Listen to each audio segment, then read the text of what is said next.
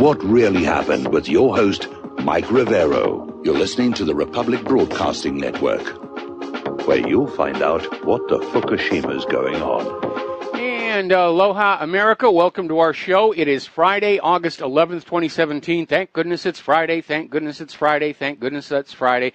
I don't know about you. It has been a very stressful, exhausting week, and Claire and I both need a little time off here over the weekend and try and get some rest, because next week is probably going to be a lot worse. Okay, we've got lots to talk about today. The phone lines are open, 800-313-9443. Mike is in our control room twiddling the dials, and we did get an update with Leon Siu, who's the foreign minister for the Kingdom of Hawaii, and he has reconfirmed for next Tuesday. In hour number 3, we'll be talking about issues of secession, restoration of sovereignty, and so forth. And, of course, the lovely Lady Claire will be joining us today in hour number 3 as well. So, boy, we've got a phone call right at the start. Let's go to Lisa in Pennsylvania. Aloha. Welcome to the show. What's on your mind? Well, thank you so much. I can't believe I got on here so quickly. First of all, I really appreciate your show. I found you through Richie Allen, probably just about 6 months ago, and I really have garnered a lot of information. I do appreciate it. The nature of my call, I'm wondering if you've ever heard of a voting purging program, I guess is the best way to put this, called Interstate Crosscheck. Well, it's definitely needed, because we were reporting only yesterday that studies are showing that there were a lot of people who had changed residence over the last couple of years, and they were still registered to vote in 2 states, and many of them did. They'd vote in their home state, and then they'd drive across the border and vote again where they're still registered in their former place of residence. So, yeah, I definitely think some kind of a system... Oh, I'm sorry, Mike. I'm sorry. Go ahead. No, I was going to say, I definitely think some kind of a system to make sure that U.S. citizens, first of all, that they are U.S. citizens, and they're registered to vote in only one location in the country. I think that's necessary. Okay. I was just wondering if I can stay on another minute. If you happen to see the Greg Palast has done quite a bit of investigative journalism over this. He's an old-fashioned detective like we don't have anymore, an old-fashioned journalist. Yes. And he did a documentary called The Best Democracy Money Can Buy. And the thing is with that cross-check, I understand what you mean totally, but the thing is they're not, in a lot of the cases, they're just going by first and last name and not Social Security number or middle initial or any of that jazz. So, that could be problematic with purging a lot of people off unnecessarily due to them not using a super legitimate way of matching it up. He got a hold of that Chris Kobox cross-check information or folder or whatever you want to call it quite a while ago before he did the documentary. Yes. It was really good. I just kind of wanted to mention that to your viewers to maybe take a look at that documentary. Well, we definitely need to be looking at all these documentaries, and it sounds to me like what Greg Palast has found is a really good idea that's been poorly implemented or has been implemented in a way to turn it away from its original good purpose and use it as yet another weapon to deregister legitimate voters to swing the election. We know that was a big problem back in Florida in 2000.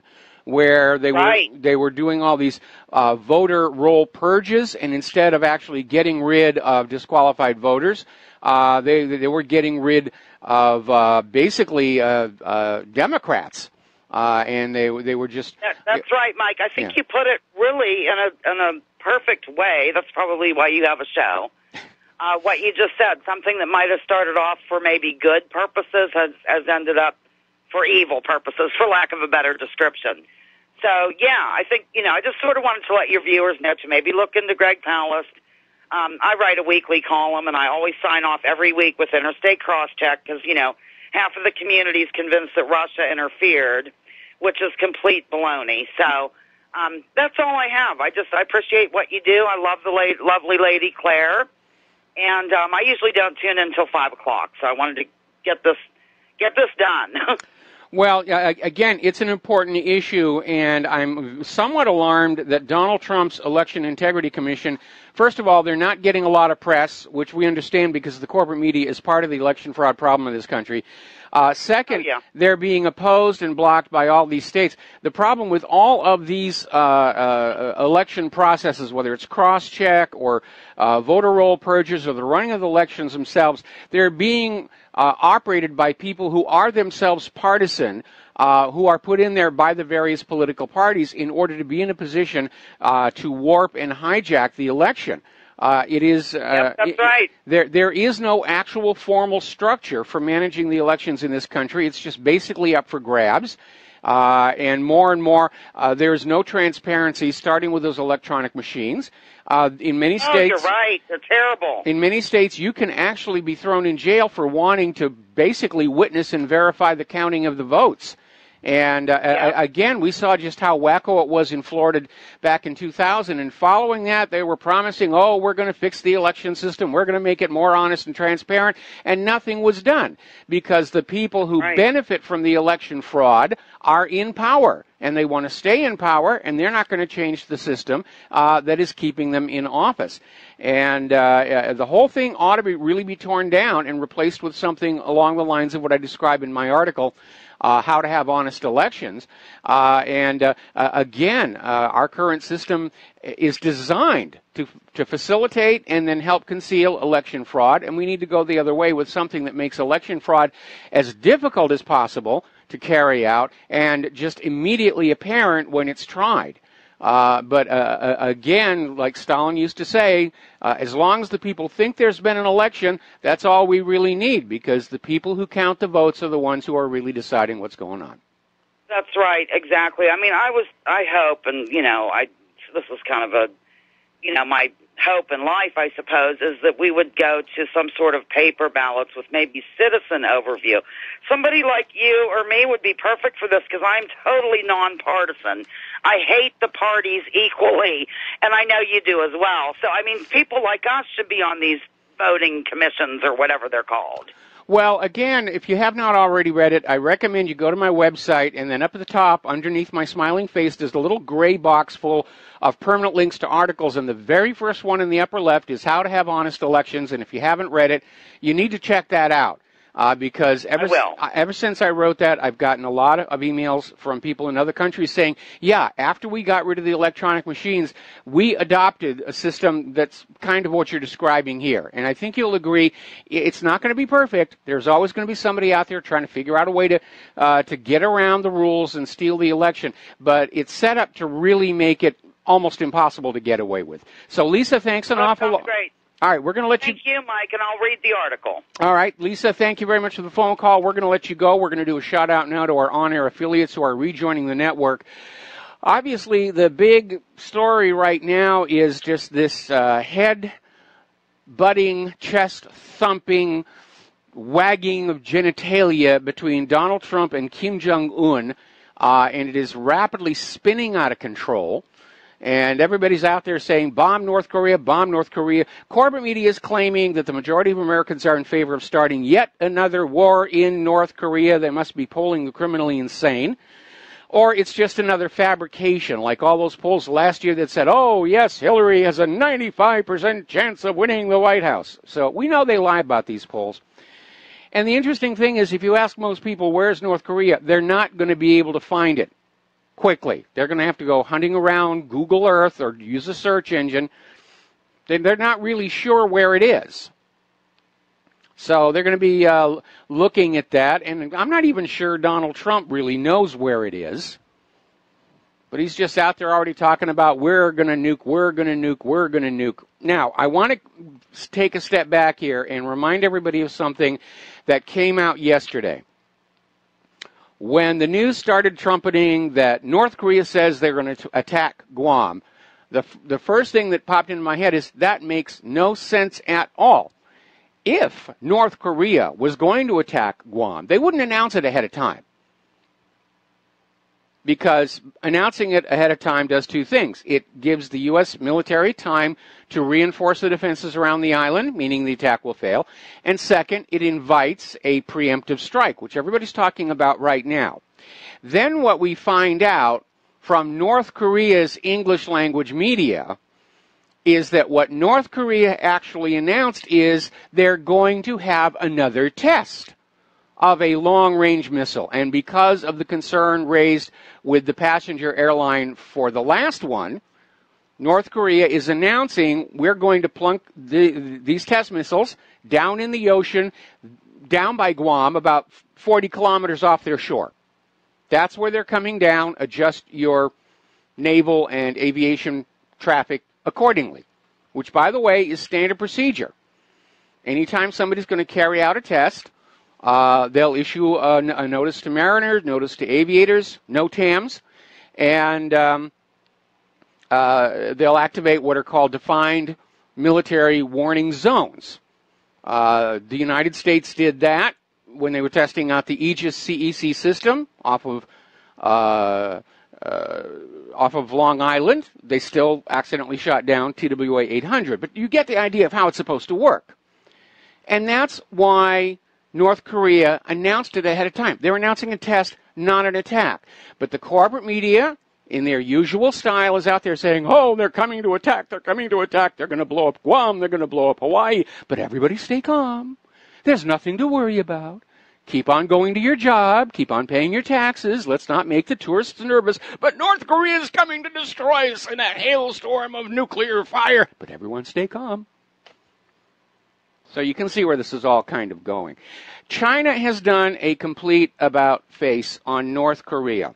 It looked initially like they were going to go along with all of this nonsense. They were going to support the sanctions against North Korea and hope that everything was going to calm down. Well, now they have turned around, and they are definitely on the side of North Korea. They're still saying everybody should calm down and go back to the negotiating table. But an editorial in the state-run Global Times in China has stated flat out, if the U.S. strikes North Korea, China will side with North Korea and try and prevent any attack.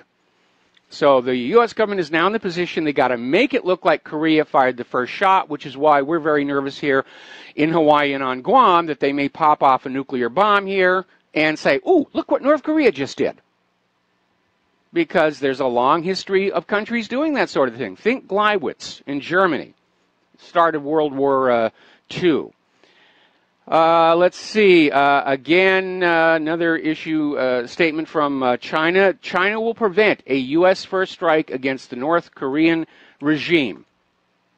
It doesn't get more real than that. Interesting little article coming out of UN Report today, or UN reported today, calling it the best of the bad options. The United States has a plan to strike North Korea's nuclear sites with the B-1 Lancer bombers. And they're ready to go if Donald Trump will order it. Now, there is a problem. By now, Kim Jong-un has dispersed whatever nuclear weapons he actually has. Those known nuclear sites are probably empty. And the bottom line is, if they go in and they bomb these sites, there is absolutely no way they can guarantee that they have disarmed Kim Jong-un. All they've done is really annoy the heck out of him and moved it closer to the point where he will do something. Maybe that's the whole point. Except that, again, China is saying this would be viewed as a first strike, and they're going to move to intervene. And the rest of the world is really getting very nervous about this. Everybody's reacting to Donald Trump's fire and fury, and Trump's already saying, it wasn't strong enough, I need more rhetoric, I need bigger words. And the rest of the world is saying, okay, it really is time to put the ice bucket challenge on all of this. Even Angela Merkel is criticizing Donald Trump for just ramping up this war of words. And she's out there saying an escalation of rhetoric is the wrong answer. And when she was asked if if Germany would stand by the U.S. in a war against Korea, Merkel dodged the question. So it's just like with all these sanctions. Europe is just pulling away from the U.S. and saying, this has gone on far enough.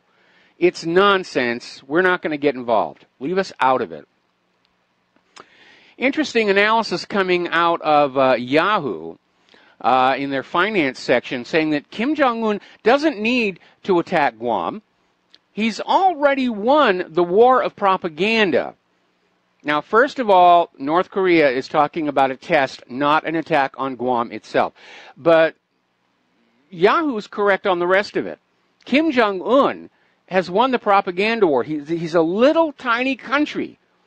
He's David standing up to Goliath. And while I'm on that list of people who wishes he would shut his yap, he's gained a tremendous amount of stature for himself and for North Korea by standing up to the American bully. And right now, he has dealt a huge blow to U.S. credibility. But everyone is seeing the situation is spiraling out of control. Ron Paul is out there saying, I fear our government more than North Korea. Now, Trump came out with one comment, which I agree with, although the context is a little weird. He's out there saying that nuclear weapons are more dangerous than global warming. Yeah, obviously.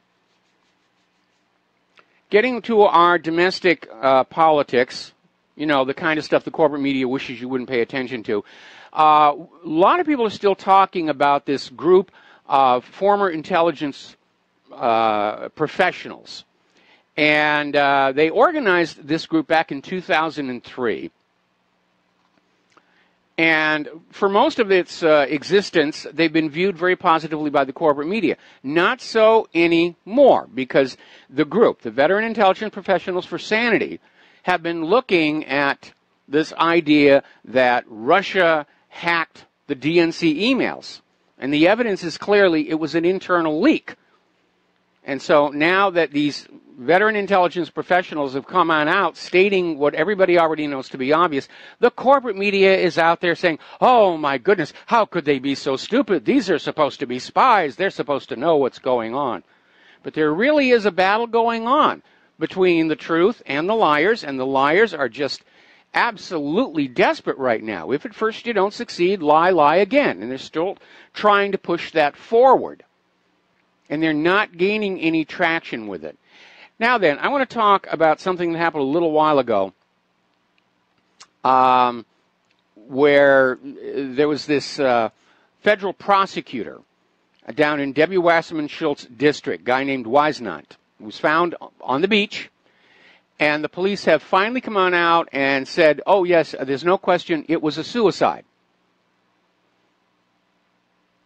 The only problem is the police searched for 2 blocks around the crime scene and could not find the gun.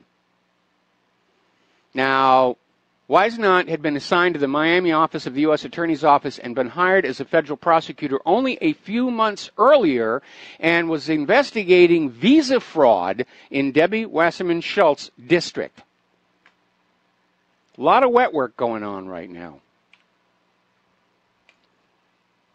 Now, Donald Trump, when he's not screaming about North Korea, he is screaming about Mitch McConnell, who was out there about repeal and replace Obamacare. For 7 years he's been on this campaign, couldn't get it done.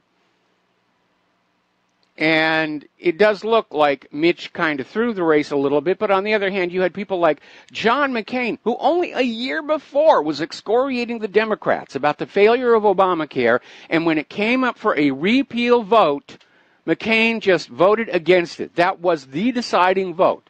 If he'd voted for the repeal, we would all be free to look for the best deals in insurance policies.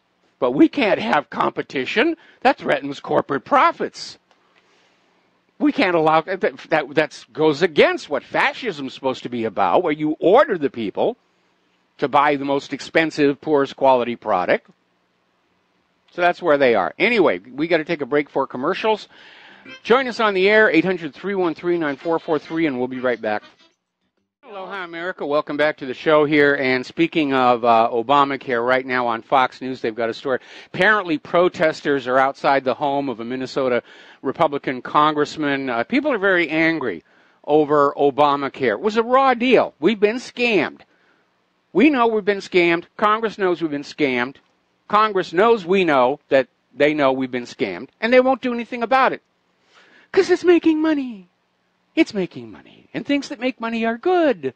And things that don't make money are bad. That's fascism right there for you.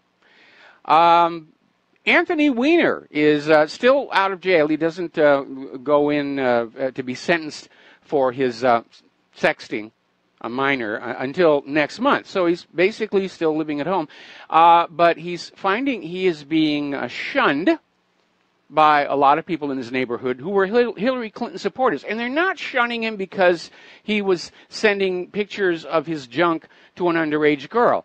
They're actually blaming him, in part, for Hillary's loss, and they don't want to have anything to do with him. Yeah, it didn't help. Anthony Weiner's behavior didn't help. Huma Abedin's behavior didn't help. Podesta's behavior didn't help. But in the end, Hillary Clinton lost that election despite overwhelming election fraud in her favor, because we, the American people, just cannot stand her anymore. And we cannot comprehend why she has not been in prison for years for what she and her husband and the Bushes have been up to.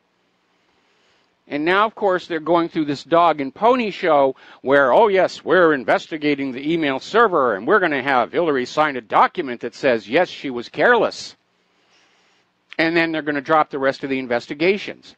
And the only reason they're doing that, of course, is because everybody's saying, look, you're spending all this time and money on this Russia-Trump election issue. There's no evidence there.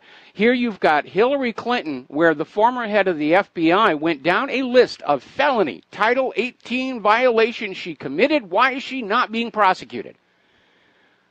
And so the whole point of this thing about the plea deal is they're going to give her a wrist slap. And then they're going to shut down all the other investigations and say, see, we investigated, and she has paid a horrible price. She had to sign a document. Now let's go back to Trump and Russia. It's a limited hangout. It's a classic limited hangout operation. Now, Michael Moore, hard to get a read on the guy. I mean, I like a lot of his work. I think a lot of his work is liberal nonsense. I mean, I did like Roger and Me. He was right on point with that. I loved the one about the next land to be invaded. The one about the health care. I love Canadian Bacon. Got that one on DVD. But Michael Moore has decided that he is been bitten by the stage bug, and he has written himself a one-man play starring himself. And the play is called The Terms of My Surrender, and it's described as a 12-step meeting for the Democratic Party. And the play opened at New York City's Belasco Theater yesterday, and the reviews were near unanimous. It is a stinker. Probably as big a flop as Al Gore's inconvenient sequel. Hillary is already starting to thrash around trying to find some kind of a base she can build for another run at the White House. And by the way, that's the whole deal about this plea bargain. She's going to plead guilty to a misdemeanor, which means she's still going to be able to run for the White House. And she's already talking about 2020. So now she's getting religion, and she's going out and talking about how her faith made her strong. She's trying to play across the aisle to the religious right here. And Hillary Clinton's pastoral advisor has come on out comparing her election loss to Jesus' crucifixion and resurrection, saying that last November was Hillary's crucifixion, but be patient, Sunday is coming. I got to stop reading these things because I'm ruining so many monitors and keyboards when I throw up at this kind of stuff. We'll be right back. And aloha, America. Welcome back to our show here. And I was watching on Fox News, and Senator John Toole is out there wagging his finger at President Trump saying, well, you know, criticizing Mitch McConnell on Twitter isn't helpful. All right, fair enough. Senator, what is helpful? That's the big question. because you've been talking about repealing Obamacare. Trump campaigned on repealing Obamacare. The American people want Obamacare repealed. You tell us what is helpful, what is going to get you to basically go along with the will of the people, which is what your job is supposed to be. Okay, criticizing you isn't helping. Now we're having protests outside your home. If that's not helping, what are we talking about here? Is it time for tar and feathers? We're willing to go there. But you tell us, what is going to get you, the Senate, to stop catering to the special interest and the health insurance corporations and do what we, the people, require of you? Because I think we're all getting sick and tired of you standing up there and acting like you're the aggrieved party saying, how dare you criticize us for not doing what the American people want? We're protected by the First Amendment. We're allowed to criticize you all we want. And that applies to President Trump as well. So don't change the topic. The problem isn't Donald Trump's twittering. It's the fact that the Senate, for that matter the House, are not doing their job. Now then, moving on here. Back to Debbie Wasserman Schultz. This Awan Brothers scandal is basically spelling the end of her political career. And the scandal, of course, is that she kept Imran Awan on her payroll long after all three of them were accused of stealing computer equipment and sensitive information from Capitol Hill. And they should have been arrested and investigated, but somebody blocked that. In any event, Imran was arrested last month after attempting to flee the U.S. And so Debbie Wasserman Schultz, forget about what she did as head of the DNC, forget about the DNC emails and the rest of it. She's now seen as damaged goods. And Florida Democrats wish she would just go away. It wasn't all that long ago. They were saying exactly the same thing about Hillary Clinton after that shameful, spoiled brat reaction to her election loss. And they would say, we wish she'd just go away. She's damaging the brand. And here we have Debbie Wasserman Schultz doing exactly the same thing. All right, let's talk about the wars a little bit. We've been talking for a while about how we've been in Afghanistan for 16 years. But if you skip over some of these momentary breaks, the United States has been at war in Iraq for 27 years.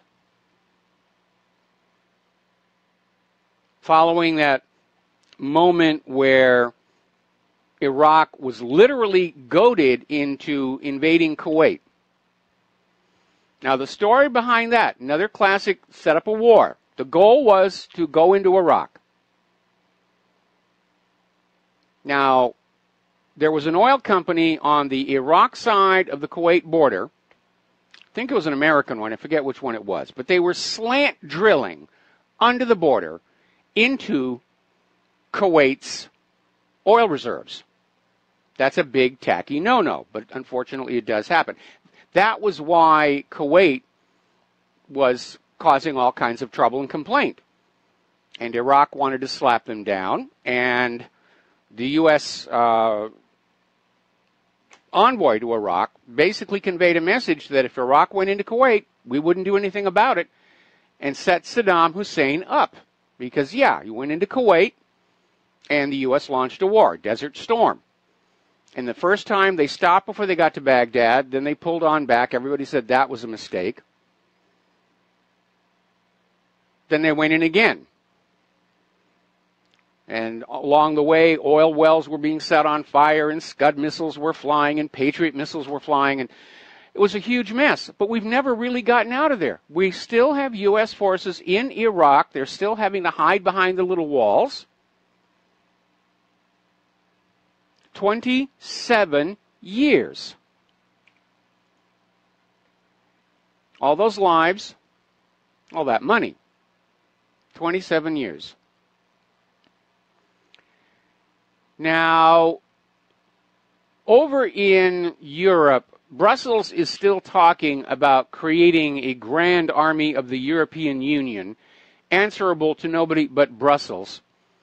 And basically, Juncker is getting out there with dreams of grandeur, that the United Europe will be a projector of power and influence. And apparently Putin's reaction to that is kind of like laughter. Because he's looking at the European Union. They're in chaos with all this refugee nonsense. They're bankrupt because of the predations of their private. Juncker himself is not a strong leader. Any army put forward by the European Union is going to be just as messed up as the EU itself. And by the way, that's true of any army.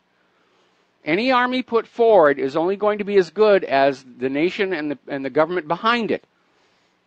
Efficient, well thought out, logical governments and nations produce very capable military. Governments in chaos and turmoil, nations that are economically distressed, they're not going to produce effective fighting forces. Good example, apparently they've had to ground the Ospreys again here in the United States. Now, as you know, everybody's into walls all of a sudden. Trump wants a wall, and the Europeans want a wall, and the rest of it. And Ukraine built a security wall to guard themselves from Russian aggression. And it looks like the wall is being sabotaged. Oh, it's proof the Russians are coming, the Russians are coming. Actually, no, what it is they built this wall across the feeding paths of the wild boars. And wild boars are a very different mindset than the very tame domesticated pigs you will find at your farm. Wild boars are to be reckoned with. We have them here on the island. And what they're doing is they're literally digging underneath and in some cases through the security wall. Always got to take those critters into account for that. Probably would have been wise to have a little trench or something on that. I have to wonder what's going on with the president here. As you know, there's been this escalating war. It began under Obama when the U.S. government seized 2 diplomatic properties belonging to Russia and kicked out a bunch of diplomats. Russia finally responded a little while ago, seizing 2 U.S. Diplomatic facilities in Russia and kicking out 755 diplomats. Trump finally came up with a response today. Hey, Vladimir Putin, thank you. We're going to save a lot of money. Ha, ha, ha, ha, ha. See how clever I am. And by the way, that's the response on the corporate media. Well, that's telling Putin, there's your one-upmanship. No, it isn't. Actually, that was the shark. Sharks down there in the water going, oh my goodness, there's the president. Down in Venezuela, as you know, and again, preface this with the head of the CIA is admitting this is a regime change operation. And apparently a report in an Arabic newspaper this week cites unnamed sources as beginning a push to replace Maduro with Tarek el-Aissami. Now, he's currently the vice president of Venezuela. He's also a drug lord. He's a drug kingpin. See, once again, the illegal drug trade comes into the middle of U.S. foreign policy. You just think about that.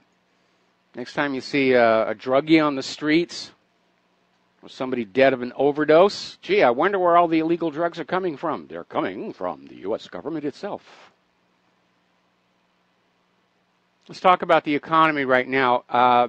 We've been commenting for a while about up in Canada how the housing prices keep going up and going up. The same thing's happening here in the U.S., especially in California, even though demand just doesn't seem to be there. The millennials are living with their parents into their 30s while they struggle to pay off those college loans.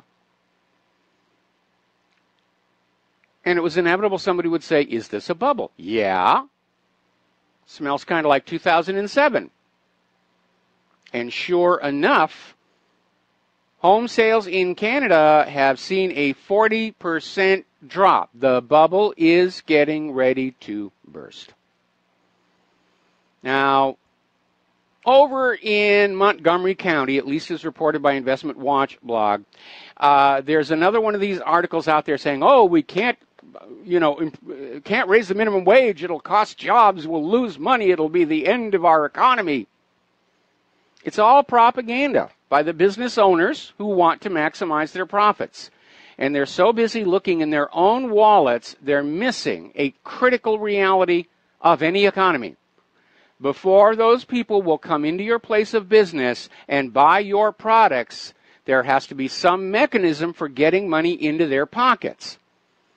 And I'm sure all these business owners are saying, well, let all the other companies raise their minimum wage. Why should I have to do that? But raising the minimum wage is not going to destroy the economy. Leaving it where it is destroying the economy, at least the consumer economy. And again, look at the amazing prices on cars on those commercials. Look at the retail Mageddon, the restaurant Mageddon. They're all going out of business because people simply do not have the money. I keep going back to that horrible story about this girl in Silicon Valley who has a job. She's working for Facebook. And she's still living out of her car with 2 kids because the rents are too high. The payments on her student loans are too high. She went to college. And she can't find a place to live that she can afford. Now, when you have a woman with kids who has a job, who's college educated, and is still having to live out of a car, you can't look at that and say that we have a functional economy in this country. You can't. We have 8,000 homeless people on this island. And the only thing the state can think to do about it is to just make sure they're shoved off where the tourists aren't going to see them. That's it. You can't look at that and say we have a functioning economy. You can't go down to the local shopping mall and look at all the retail vacancies and say we have a functioning economy. It's just not there. By the way, down at our local mall, August, the Christmas stuff is already going up. And yes, it's with the Halloween and the Thanksgiving, any reason to get the money out of your pocket.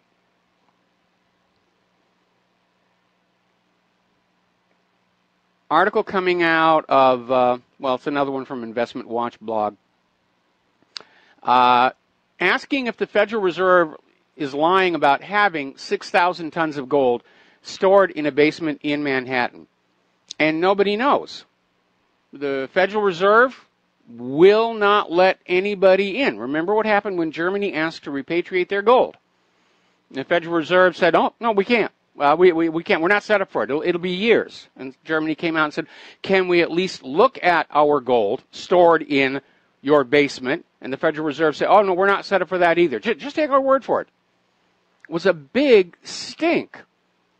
And for a while, it looked like it was going to get ugly until Germany's private central bank stepped in and literally said, look, we trust them. You German people, the German government, just calm down. We are absolutely convinced the New York Federal Reserve has your gold. Now, the New York Fed has started sending gold back to Germany, but it's not the original stamped numbered bars that were put there for deposit. And in point of fact, it's not even as pure. Now, the way the gold depositories work, it's not like you put some gold in and you get different gold out. It's like a safety deposit box. Germany should get out the exact same physical bars that she put in, and that has not happened.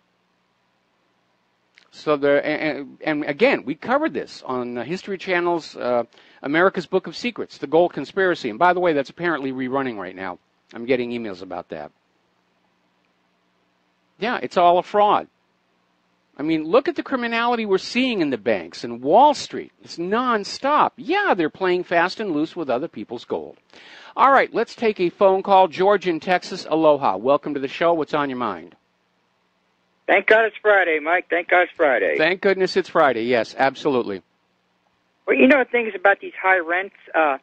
You know why these rents are getting high? Because these local politicians keep jacking up the property tax. Yes. Well, right now the Texas legislature is in a special sessions, and one of the things about property taxes, and my state representative bragging about the beautiful plan they have to sort of curb property taxes. So I started reading the comments down below, all the comments that the state representatives, and then look at the other state representatives. You know what they're all saying? Abolish the property tax. I say that's one more tool the politicians politicians can't use against us. We shouldn't be having property taxes, Mike. Well, let me play devil's advocate. The original point of property taxes was to pay for the police, fire, ambulance service for the community. Unfortunately, you're right. As with all good things, it was hijacked to a nefarious purpose, and they started raising property tax as another means to obtain money to cover government borrowing and other things. Here in Hawaii, there's a big ongoing debate regarding our light rail system, which is now billions of dollars over budget, years behind schedule, and they're talking about a major increase in property taxes to cover the loss on this. And a lot of people are very angry and upset because most of the people here in Hawaii didn't want the light rail system anyway. It's really set up to support primarily getting tourists from the Honolulu area out to where the new Disney resort is, Electric Bay, that whole area, and actually has very few stops along its route on the bottom of the island. And all of those stops are, of course, at shopping malls. All right, George, stay on the line. We've got to take a break. We'll be right back.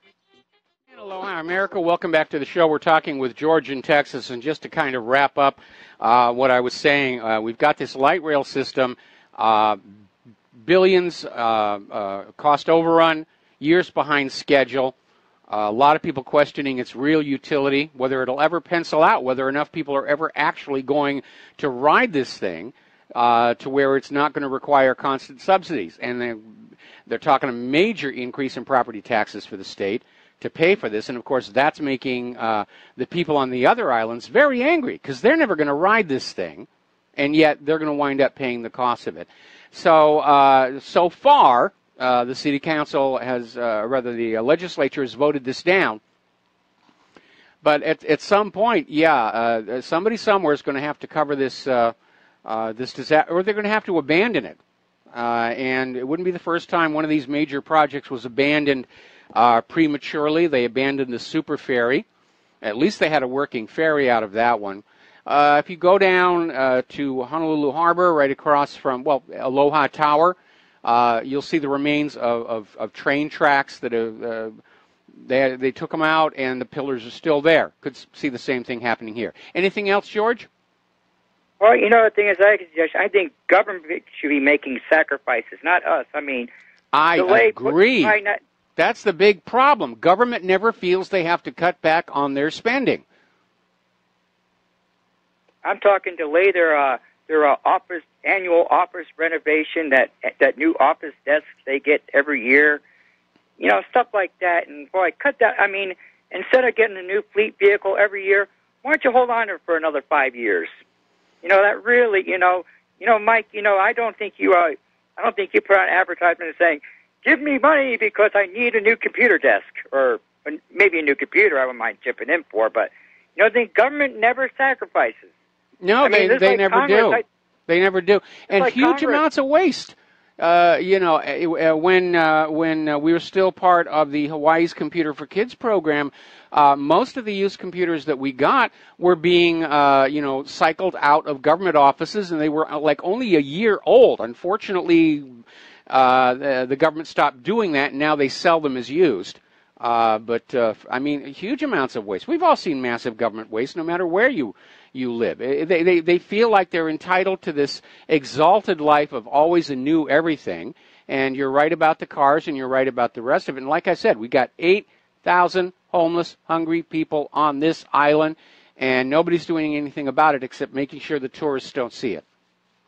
Well, you know, the thing is, now you know why, like, everybody complained, like, early founding fathers, they said, only landowners can vote. And, well, mostly everybody was landowners, because the reason why they wanted only the landowners to vote, because they had the stake in everything. Because now you got a lot of people don't have a stake in nothing.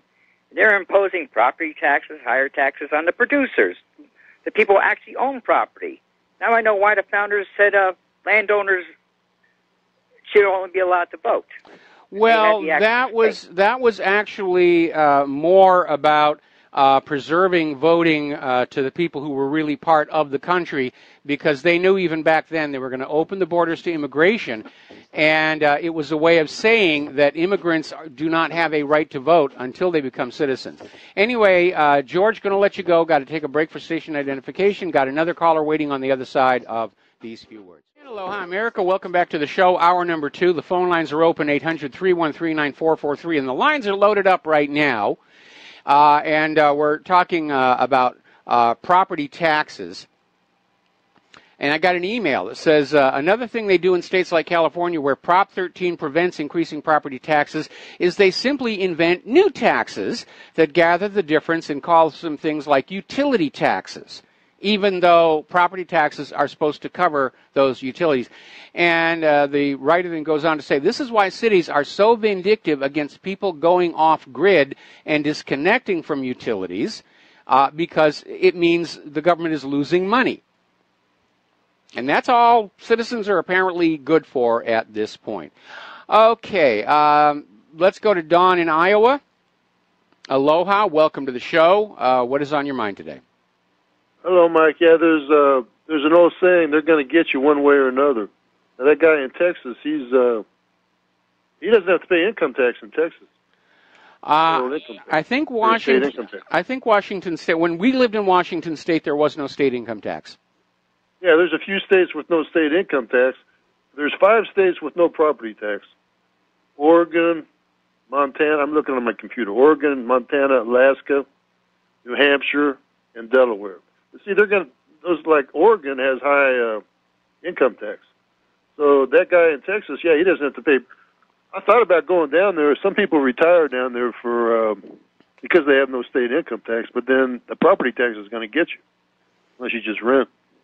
Well, wait a minute. Renters pay for property tax indirectly because the landlord isn't going to just eat that increase. That's why people are concerned that they're talking about a major property tax increase because of the light rail, because the rents will be driven up by it.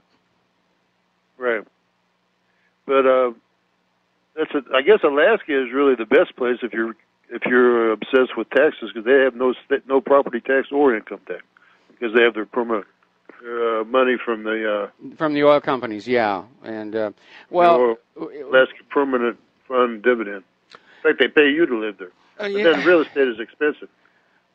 That's very surprising considering how much room there is up there. But I'm afraid it's all owned by the federal government. There's hardly any private land in Alaska. That's a problem. National forest. Again, the enclave clause in the Constitution. The federal government is not allowed to own any land other than what's under federal buildings and federal infrastructure like harbors and airports and designated military bases. Did they designate all of Alaska as a military base? I remember when that happened. They just basically made it all national forest, just like, most of the West, a lot of it is national forest land too. That's what they did. So you can't buy it. You can go up there and camp out. Some people go in the national forest and have mining claims or something, or they live illegally. But anyway, those are the 5 states. Delaware, no property tax. New Hampshire, no property tax. Alaska, Montana. Well, every time somebody talks about, is this tax too high, this tax too low, are these people taxed too much, are these people getting away with taxes? And yes, the wealthy skew the system where they're paying less taxes. But the real answer is all the taxes are simply too high. The government is too big. We are, to use the business term, management heavy. Because along with obviously the president and the Congress, we've got all these bureaucracies and all these agencies, and they're all growing and bloating, and they're all protected by federal hiring laws. Yeah, I mean, remember TSA. One of the things. TSA, they could eliminate the whole TSA, and it would be a good thing it would be a wonderful thing. Certainly be great for us here in Hawaii because it has really hammered our tourism. Anybody that wants to, it used to be fun. I can remember it used to be fun to fly. You know, can you remember that? Claire says exactly the same thing. I used to love to fly. It's just such a pain in the neck right now. But unfortunately, we're on an island in the middle of the ocean. We have to fly to get anywhere. Otherwise, we have to walk, take a step, come up for air, take a step, come up for air. That takes a little while to get out there. But the reality is that we are management heavy, and a lot of these agencies duplicate each other. Look at what's come out about the CIA and the NSA's cyber warfare divisions. They basically duplicated each other's works. You know, at twice the cost, twice the staff. And there are too few Americans left to support this entire structure. Just a huge morass of BS. Yeah.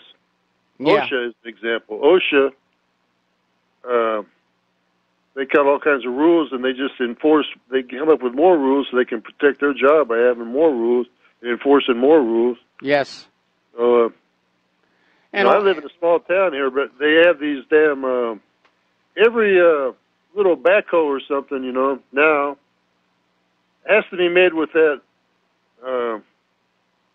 That beeper when they're in reverse. Yes. Well, I mean, this is a town of less than 100 people live here, and nobody's going to get run over with that guy going in reverse, but he has to make that noise because the federal government says so. Yeah, and just one example. Yeah, I know. Sometimes it's rather ridiculous, but again, a lot of these agencies aren't even really doing the job they're supposed to be doing. The Securities and Exchange Commission. I mean, they just look the other way while Bernie Madoff with the loot was ripping off his own customers and investors. Minerals Management Service was looking the other way while the Deepwater Horizon blowout preventer was being neglected for 4 years. It just goes on and on and on, where these government agencies supported by your tax dollars are in effect working hand in hand with the very corporations they're supposed to be maintaining oversight on. And so it's a huge corrupt system. Anyway, listen, Don, got to let you go. We're going to switch to Mark in North Carolina. Aloha, Mark. Welcome to the show. What's on your mind? Hey, Mike. I know you talked about for a minute before about Trump's statement about saving money on the embassy. Yes. But I was, InfoWars brought out the fact that this guy, Hello? Philip Mudd. Okay. Was the head of the, some kind of an analyst, head of the anti-terrorism unit or something, the CIA, and also managed to weasel his way into the FBI, too, to take over that. This guy actually made a threat after that, and an interesting statement, too, on CNN. He said, first of all, he threatened Trump's life. He said, somebody from the government is going to kill him. Okay, I believe, my own opinion is Donald Trump should have ordered the Secret Service over that CNN right there and then and hauled this clown away in handcuffs. He actually was asked by, I think the guy's name is Tapper, the reporter, and, did he really mean it? And he gave some song and dance. But it sounds to me like he really meant it. I'm going to replay the thing on YouTube later. All right, well, send that. The other thing is he made an interesting statement. But even more, he also said that the CIA that admitted that a lot of these employees there by the State Department and the embassy are CIA agents. Oh, yeah. Yeah. This puts a lot of officers out of work and stuff like that. I can't believe he actually admitted that.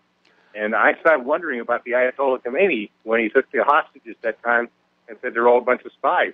Evidently, he had a point. Yeah, I incredible. mean that's very common, and it's not just the United States. I mean, it's kind of like I this know that. I know. this nudge, wink, wink understanding that your diplomatic personnel in your embassy, that many of them are intelligence operatives, and of course that's why they are constrained within a certain distance of the embassy. They're not allowed to just run all over the country. And yeah, when they go on out, they're being watched and followed by the security services of that country to try and keep things down. But it's sort of we won't bother your agents if you don't bother our agents kind of a deal. So But you actually admit this stuff. I'm sorry, you're breaking up. What? I'm sorry. He actually came out and admitted something like this. That's really incredible. You know? It's not like it wasn't known. It's not like it wasn't known. Anyway, listen, Mark, we're going to let you go, and I got to do some news here. I got to do a shout out to our on-air affiliates who are rejoining the network. The phone lines are open, 800-313-9443. Getting on back to the economic news here.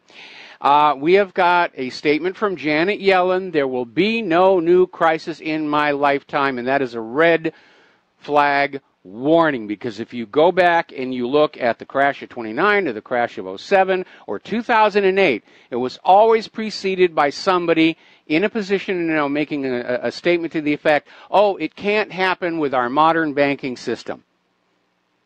There's always been a classic case of famous last words just before it all came apart. Now, today, the stock market recovered a little tiny bit from the dump yesterday. So the plunge protection team has massaged the market.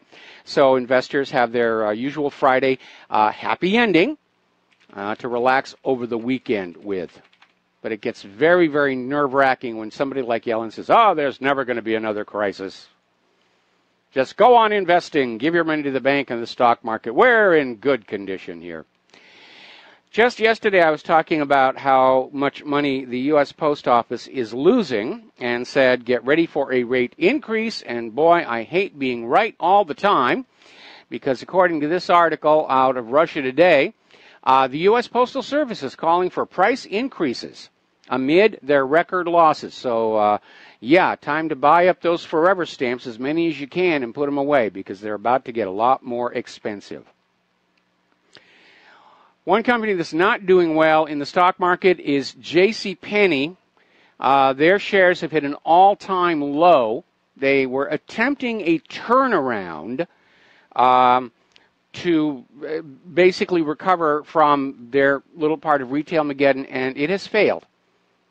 And so JCPenney joins that list of iconic American retailers who may not be with us all that much longer. And I'm sure right now all of these retailers like JCPenney and Sears and the rest, they're out there trying to secure financing, saying, don't worry, this year's going to be a great Christmas shopping season. We've already started and it's August. And they've been saying that for the last 7-8 years. And it's abysmal. I mean, by the time Christmas gets here, it won't be decorations, it'll be decor, and it's tacky. We do not have money, and no, we are not going to go back to those plastic cards. Because living on debt is what has ruined so many people and the country itself.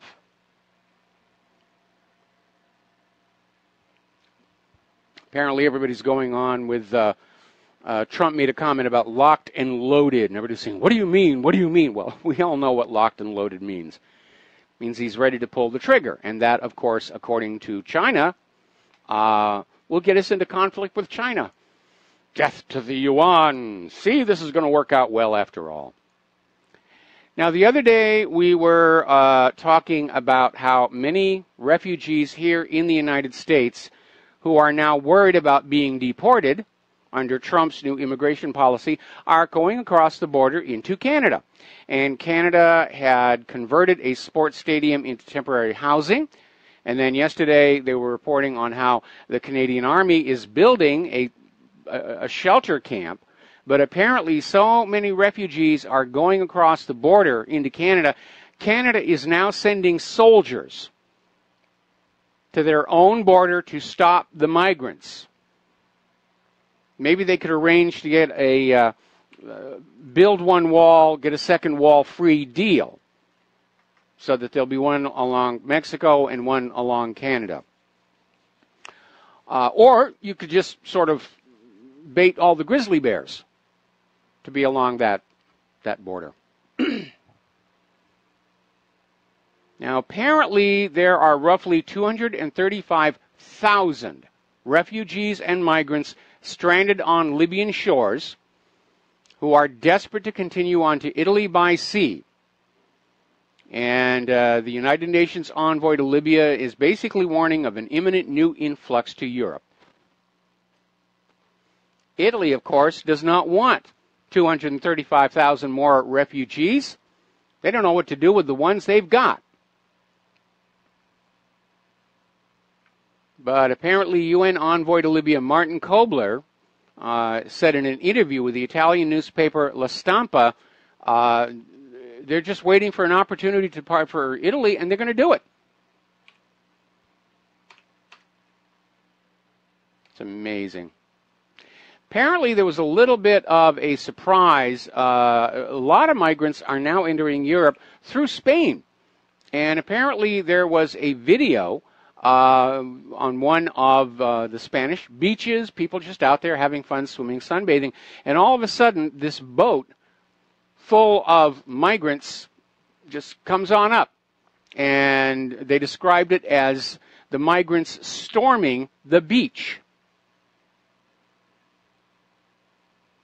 So that's the new vector into Europe here.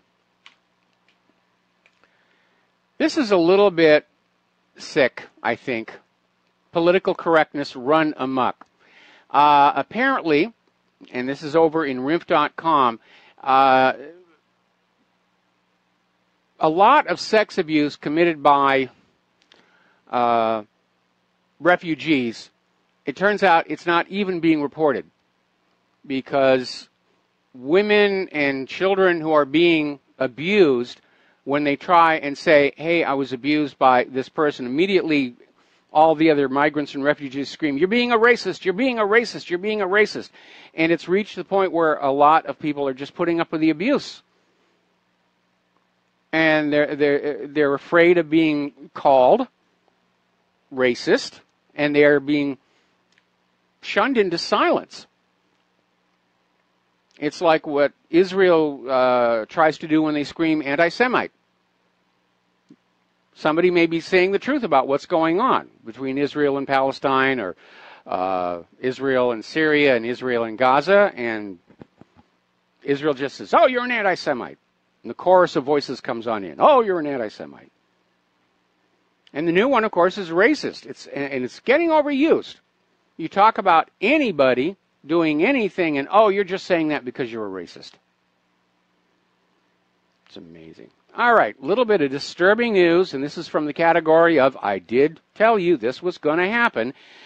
Former President Obama and former Secretary of State Hillary Clinton are already working on plans to campaign for Democrats in 2018. Huzzah, huzzah, huzzah, huzzah. They're good campaigners who want to go on out there. The problem is the Democrats aren't very happy about it, because right now the party is leaderless, and it's looking for a direction they can go in that will build support. And Democratic candidates, congressmen, mayors, governors, they're worried that Obama and Clinton are going to try and basically hijack the Democratic Party and change its direction, probably even further along this whole liberal New World Order, open borders, political correct nonsense, which helped so many of them lose last election.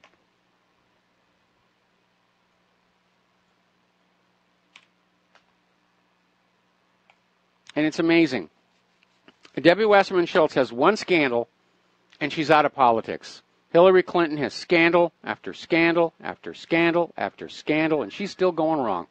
Like the ever-ready rabbit, just boom, boom, boom, boom, boom, boom, walking around. Okay, let's talk about some computer independent media issues.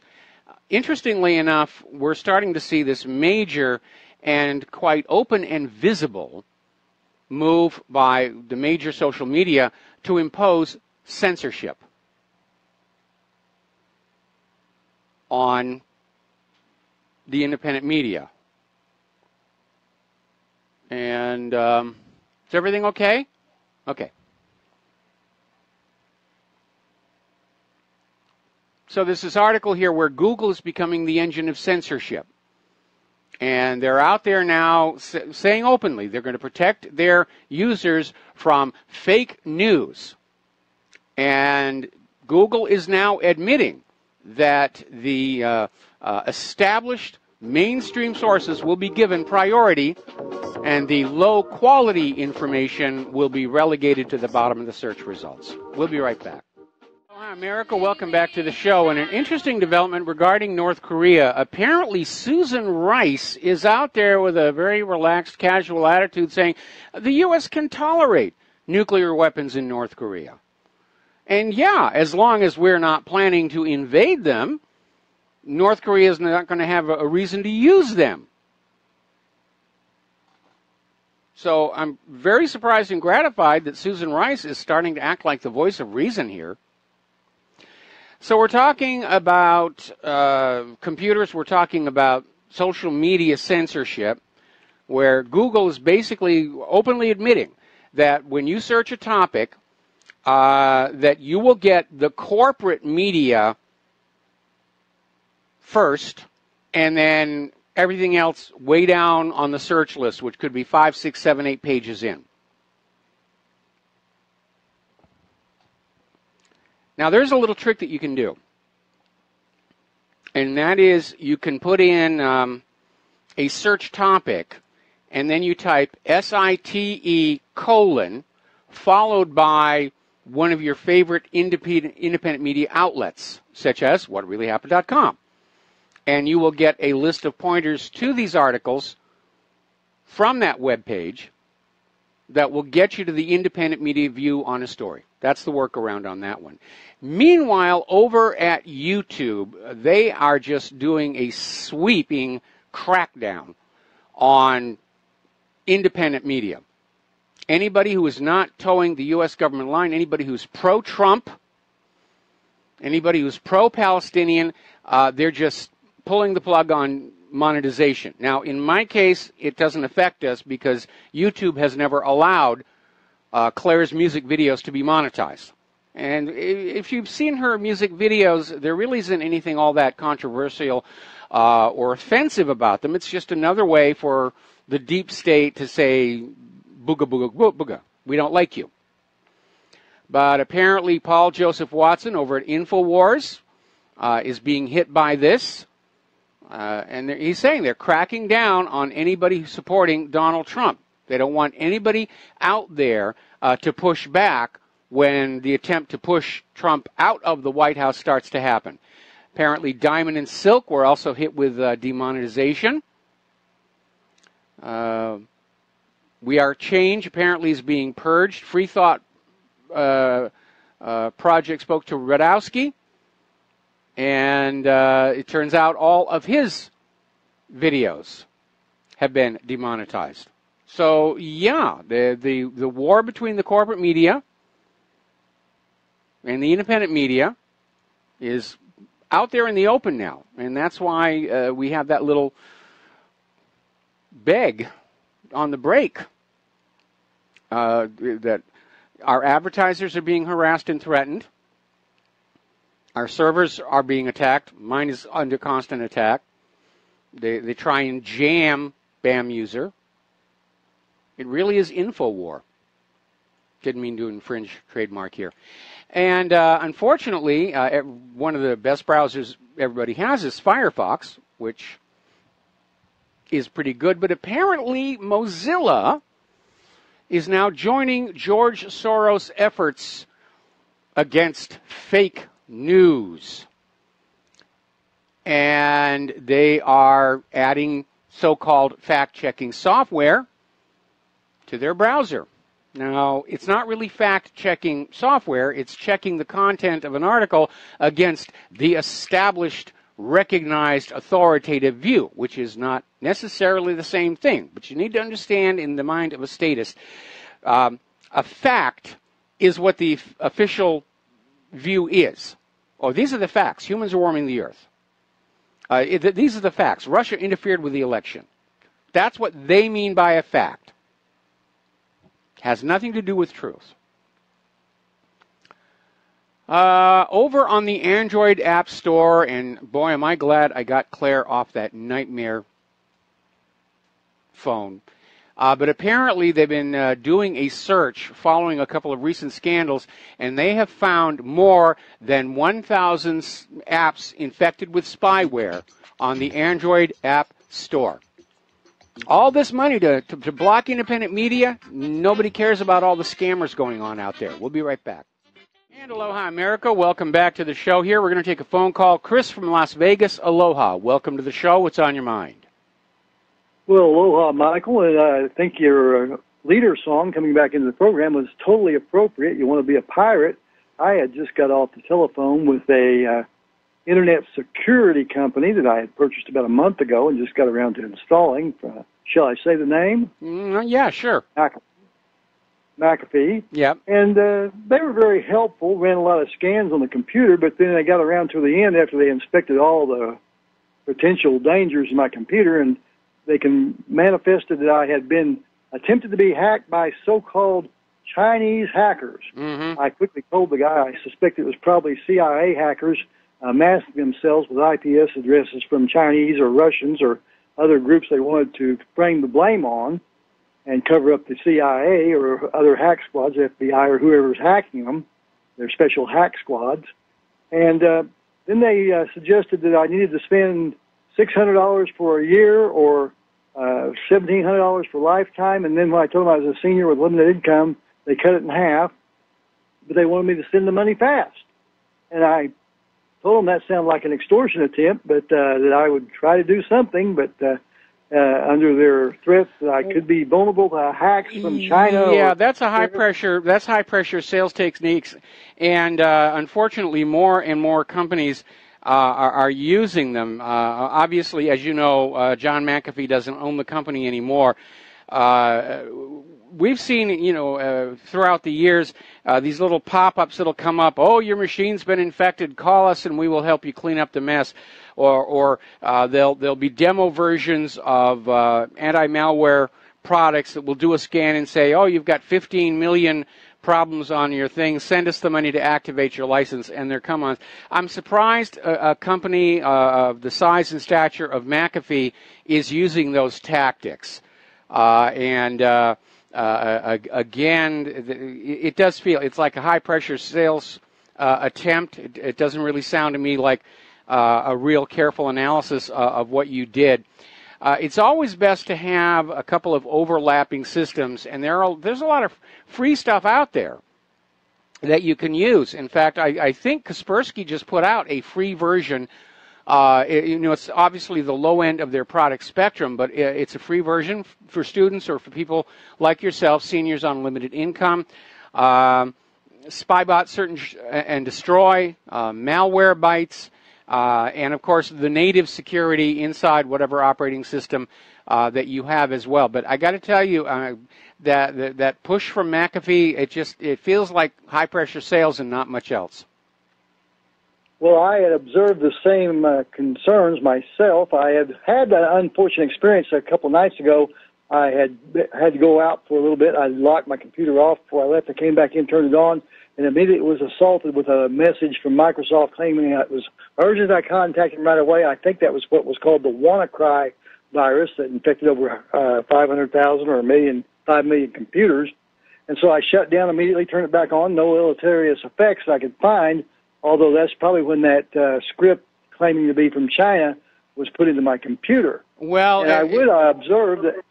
Again, this idea of these pop-ups, you got to call Microsoft now because, again, you got to be careful. The number that you're calling, they'll pretend to be Microsoft. It doesn't really go to Microsoft.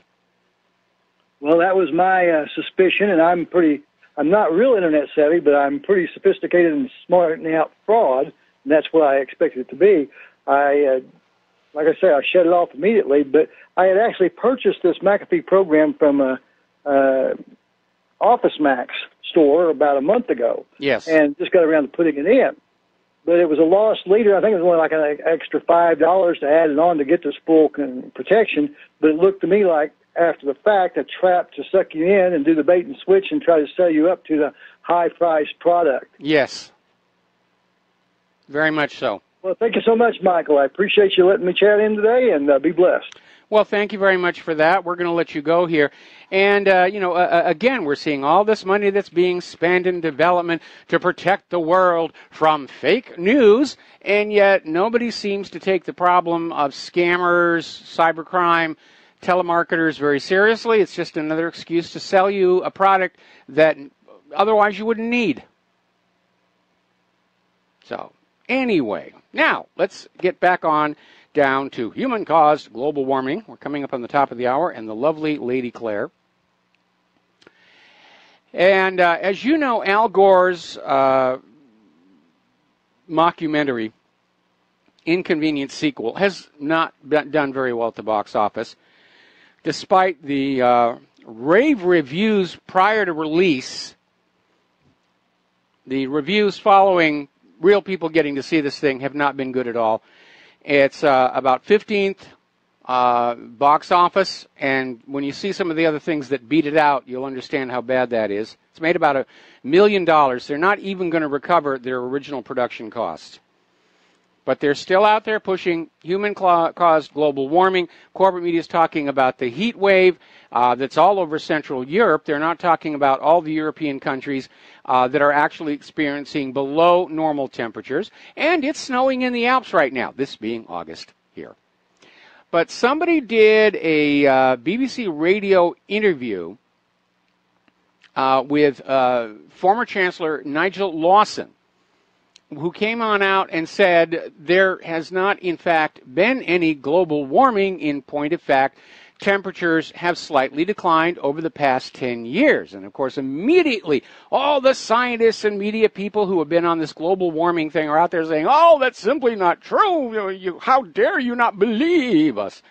But, again, remember back in March of 2000, they were out there saying snowfalls are now a thing of the past. Boy, they certainly blew that call, didn't they? But they're still out there, and whether they think they're going to make money with this thing, or they're still being paid by Al Gore's people to push this, or they're just trying to salvage what's left of their credibility and their reputation, they're still out there making this claim. And apparently in response to the complaints over this Nigel Lawson interview, BBC followed up with a story, U.S. report confirms 2016 as the warmest year on record. And if you can't believe the country that told us all Saddam had nuclear weapons, who can you trust? Now, the reality is that all of this temperature data has been exposed as being rigged. The raw data does not support claims of warming or the warmest year. 1936 is the warmest year on record. But analysts have looked at the data from NASA, NOAA, Hadley Climate Research Unit. It's all adjusted upward. And the excuse given is it's a statistical correction. Oh, what are you correcting for? Well, we know the world is warming. The data isn't showing it. We've got to change the data. It's called Zen science. You draw the curves and then you plot your data points. It's a fraud. And by the way, as of right now, despite the media claims about the broiling summer in Great Britain, utilities are already confirming 3 out of every 10 families in Great Britain have already switched on the heating going into the fall.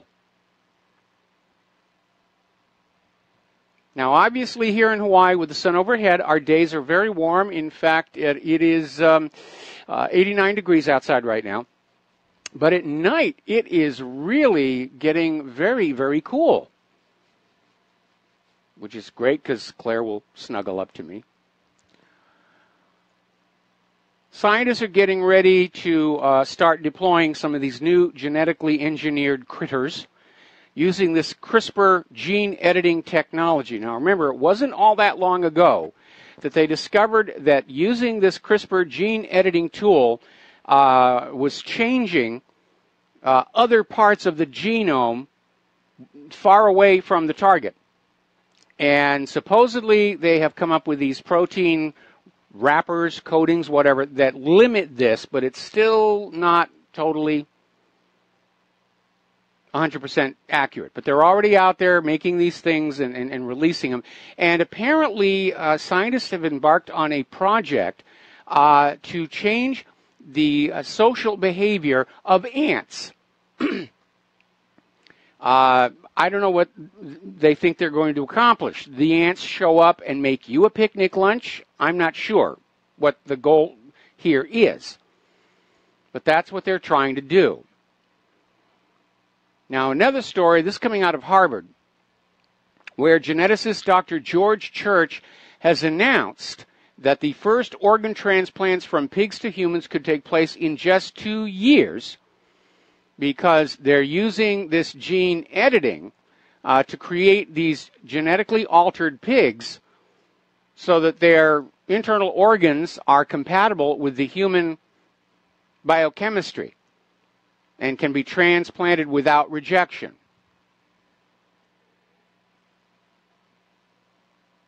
And it sounds like a really good idea, but I am very concerned with the obvious recklessness some of the stuff is being done with. I think we have a right to be concerned. And here's a good example. There is a new FDA-approved hepatitis B vaccine. Huzzah, huzzah, huzzah. And apparently, now that it's actually being put into use, it's discovered that this vaccine will increase the risk of heart attack in patients who are given this vaccine by 700%, means 7 times. And yet, Facebook, Google, YouTube, and Twitter are still banning any talk that this hepatitis B vaccine might be dangerous.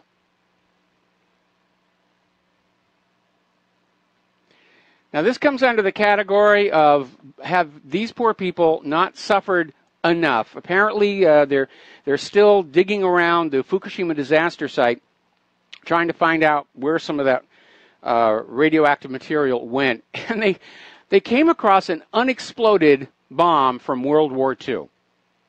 Whoopsie. So now they're going to have to deal with that one.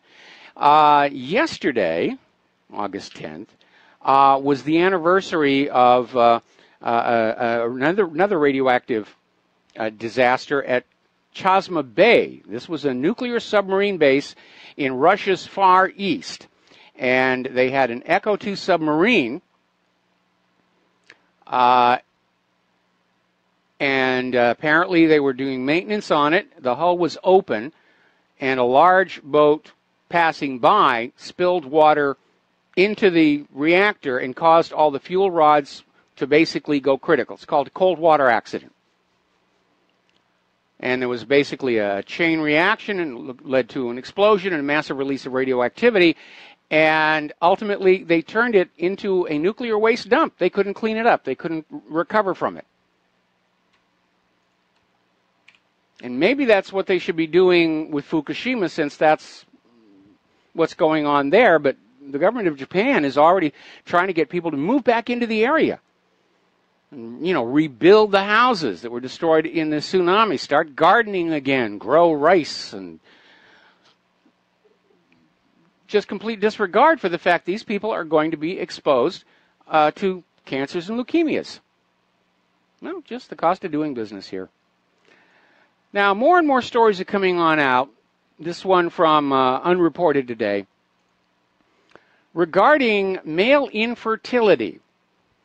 And they're dancing around the issue, but basically they're talking about recent research shows sperm concentration and quality dramatically declined in recent decades. And again, I want to go on back and remind everybody about the epicite gene. This was a genetically modified corn, originally funded by the U.S. Department of Agriculture. And this epicite gene, when eaten, tricks your body into reacting to sperm as if it's an infection. It generates antibodies to sperm. Now, like so many other GMO crops, this plant was tested in open fields. And we have already seen from other examples, the pollen from these GMO plants can travel amazing distances. That little Monsanto 10-yard safety barrier, it's nonsense. It does not work. The wind carries the pollen, birds carry the pollen, bees carry the pollen. There was a big stink, a lawsuit, in fact, from natural organic wheat farmers in Oregon.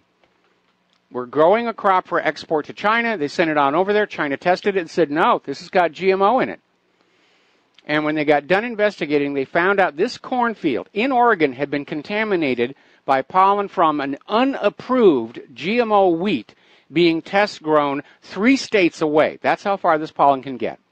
So if this epicite gene has gone into the wild, and it probably has, then it's infecting other species of corn. And people who are eating this corn, the men who eat the corn, yeah, their sperm is going to start declining. The women who eat the corn cannot be made pregnant. And when you look at the sudden decline in birth rates in the United States, you see that it is primarily focused on the Hispanic population, who are the highest per capita consumers of corn. Now, if this has happened, we're looking at a potential extinction level event where humans will not be able to reproduce anymore at all. But I'm sure Monsanto already has the Roundup Ready baby ready to sell to the rich people. Go down a little computer list and say, I want blonde hair and green eyes, a girl, high IQ. Just design the child right there.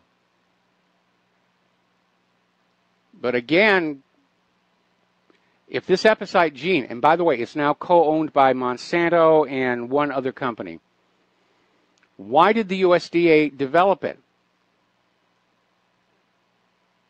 And is this the reason that all of a sudden researchers are showing male sperm is on the decline? They don't say it in this article.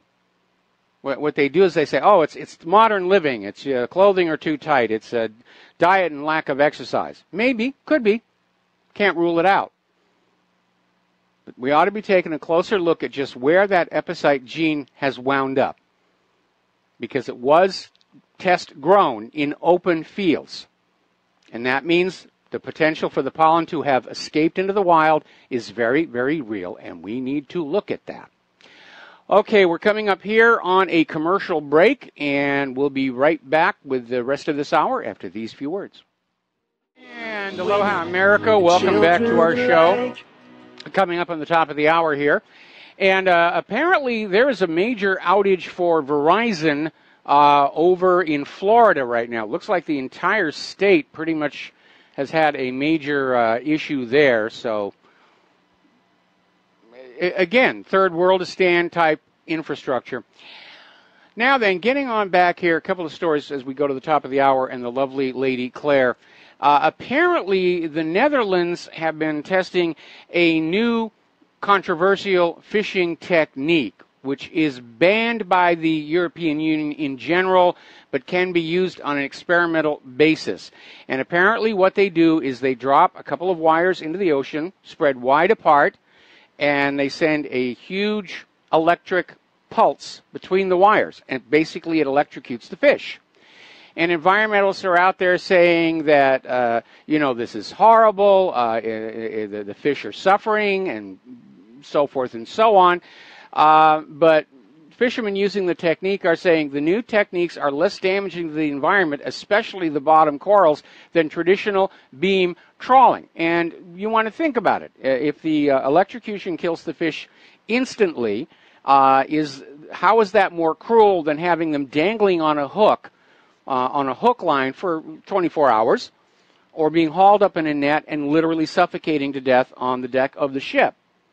So I think in this case, this is probably a technology that should continue to be used. Of course, it's indiscriminate. You're going to be killing a lot of fish that have no commercial value. But the debate on that will rage on as well. Now, This is a very bizarre story, and it gets back to this whole issue of clergy sexual predators. And apparently this was being reported over in Oraz.com. There was this 12-year-old boy who was a victim of rape at this Christian school, and he was told by the headmaster to turn the other cheek. Little innuendo there, for those of you who are not paying attention. And then went on to say, everything in God's kingdom happens for a reason. And the school is being accused of, no surprise here, covering up repeated sexual assaults against the boy, downplaying the attacks, and refusing to report a rape to the authorities. And the lawsuit is seeking roughly $30 million in damages. Now, obviously, the issue is complex, where these clergy know there is a problem. And they are covering it up, and they're just not dealing with it. And these children are being damaged. There was a documentary that came out a while back on HBO. One thing I like about HBO is they do great documentaries. And I'm hooked on Game of Thrones and waiting for Westworld to come back. But the documentary was Max Mea Culpa, Silence in the House of the Lord, about children in a Christian deaf school being abused. Got to take a station break. We'll be right back with the lovely Lady Claire. Aloha, America. Welcome back to our show, hour number 3. And for those of you watching on BAM User, the gorgeous creature sitting next to me is the lovely Lady Claire, who's here every Friday on the 3rd hour to give me a little bit of a chance to kick back and take a deep breath. And so you have some breaking news for us, I understand. Yes, I do. Apparently, and this comes to us from Zero Hedge, which is generally a pretty straight player, North Korea has issued emergency standby orders to civil defense units. And it appears that North Korean authorities have dispatched these emergency orders to the leaders of ruling Workers' Party committees and civil defense units. And Friday's RFA report quotes a source in Pyongyang saying that the Central Military Commission of the party delivered the orders via email. Now, I don't know exactly to what this may pertain, however.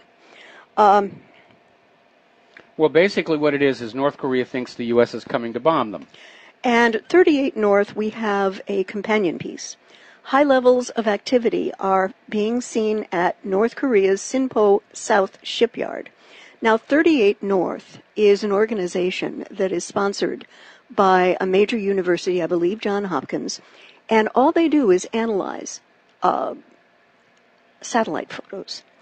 And it indicates from this particular article by Joseph Bermudez, recent commercial satellite imagery reveals several developments suggesting that North Korea may be accelerating the development of the sea-based leg of its nuclear forces.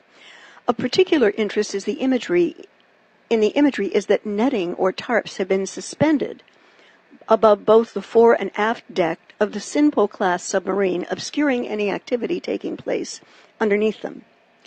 And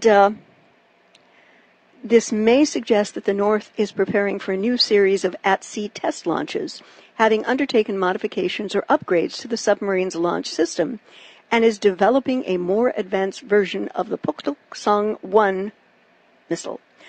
Okay, well, there's a problem with that because the North Korean ballistic missile submarine, it's a very small sub. Okay. And the missile launch tubes are actually in the sail. There's thought to be 1, possibly 2. Okay.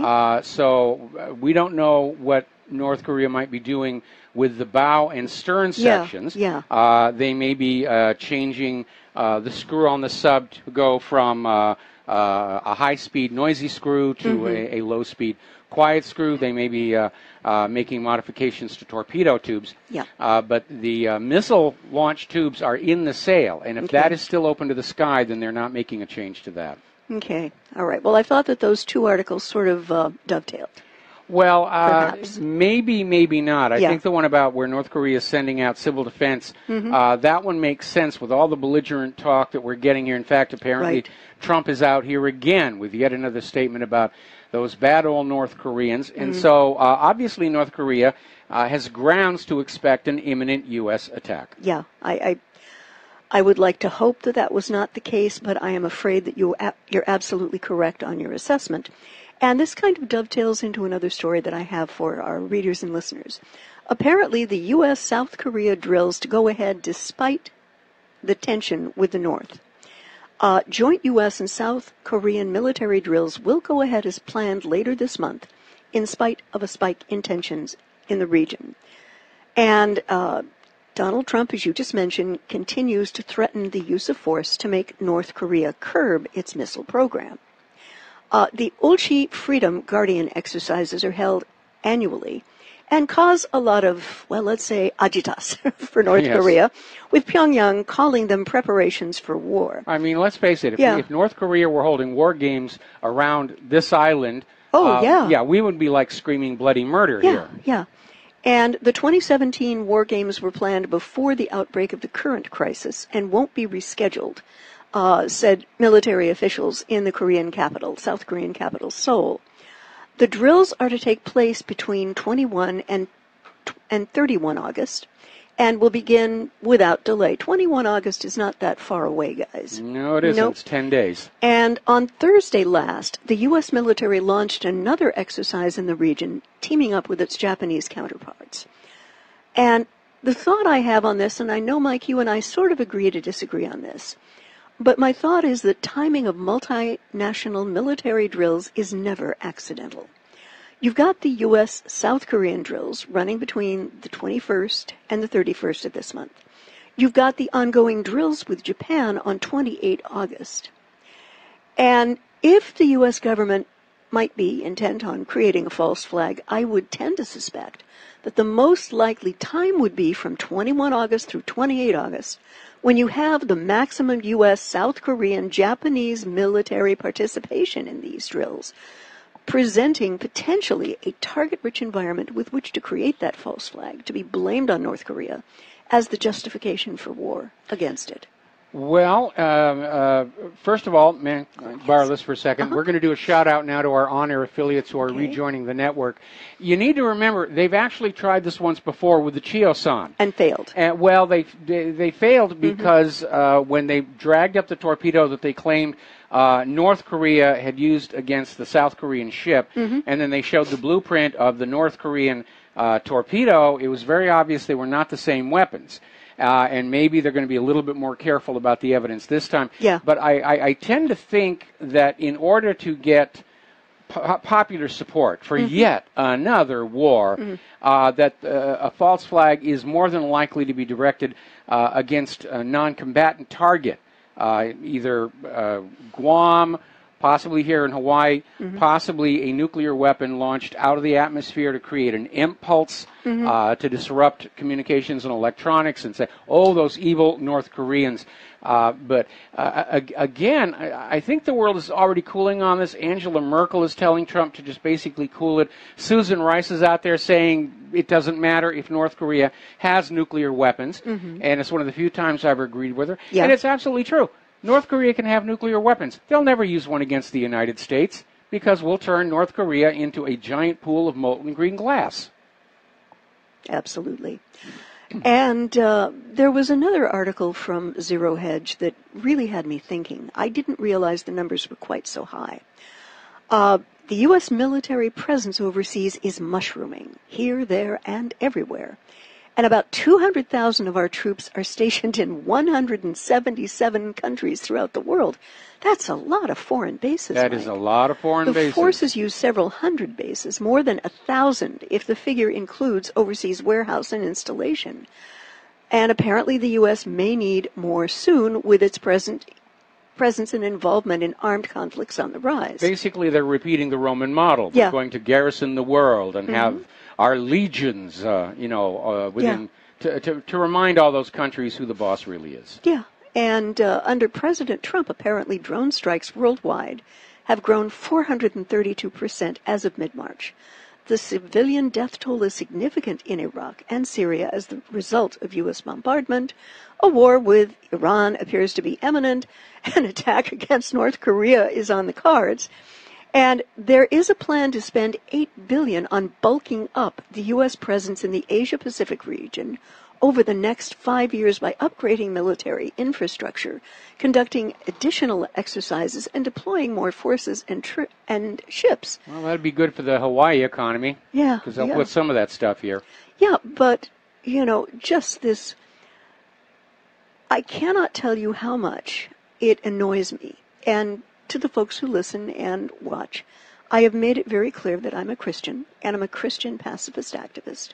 And what that means for me is to encourage and exhort my government not to use war as the first means of resolving a geopolitical situation, but to make it the absolute last and go back to hard-won moral negotiations. Well, again, when you realize the ultimate goal of the wars is, first of all, to rid the world of the ruble and the yuan as a threat to the U.S. dollar. Russia and China aren't just going to surrender their currency. No. They have no reason to. No, definitely And not. then the other idea is, of course, the U.S. government needs this war as a distraction from the coming economic crash and to have somebody to blame. You know, don't point the finger of blame at Wall Street in Washington, D.C. Oh, no. It's those evil North Koreans and Iranians and Russians and Chinese. They made us bankrupt the nation, spending all this money on weapons that don't work. And going back to Korea, there is a Russian-Chinese plan to defuse the Korean crisis. And Russia's foreign minister, a guy that I have tremendous respect for, he's an adult in the room, Sergei Lavrov, said that Russia does not accept a North Korea that possesses nuclear weapons, and cautioned that there is, he was very gentle in the way he stated this, an overwhelming amount of over-the-top belligerent rhetoric on North Korea's nuclear and rocket programs from Washington and Pyongyang. But most importantly, there is a Russian-Chinese plan to defuse and to ratchet down the tensions and the crisis, according to which North Korea would freeze its missile tests, while U.S. and South Korea would stop large-scale exercises. Well, the U.S. has already, I mean, this has been proposed many times before, and the U.S. is saying, absolutely not. We're exceptional. We have the right to go rattle our sabers in anybody's faces here. And I think this is what has led to this morning's announcement from China that they will attempt to block a U.S. first strike into North Korea. And now we're talking about actual armed conflict between the United States of America and China. Yeah, and considering that we've got the comms that head out east for our military here, Mike and I are sitting on a first strike target. Yeah. Eat, drink, and be merry, because tomorrow we may be radioactive vapor. Yeah. I'd like to also go back to the United States for a moment. Apparently, a Baltimore high school with 0 students proficient in math has the highest graduation rate from the department in Baltimore of, you can't make this stuff up. Baltimore's But they participated. Of course they have to graduate. They participated. Oh, you just preempted me on that. I'm sorry. I That's didn't mean okay. to do it. Baltimore's community is stunned after Project Baltimore, an investigative reporting initiative, was launched in March 2017 by Sinclair Broadcast Group, asked this question: how can a high school with 0 students proficient in math have one of the highest graduation rates in Baltimore City? And Project Baltimore is investigating Northwood Appold Community Academy 2, or NACA 2, after students contacted us saying grades are changed so students can graduate. This is the stupidest thing I've ever heard of. These are the teachers who are making this report. Oh, my Lord, have mercy. Yeah. And the school is located in East Baltimore City in Maryland, where nearly 1/3 of African-American kids have 0 net wealth.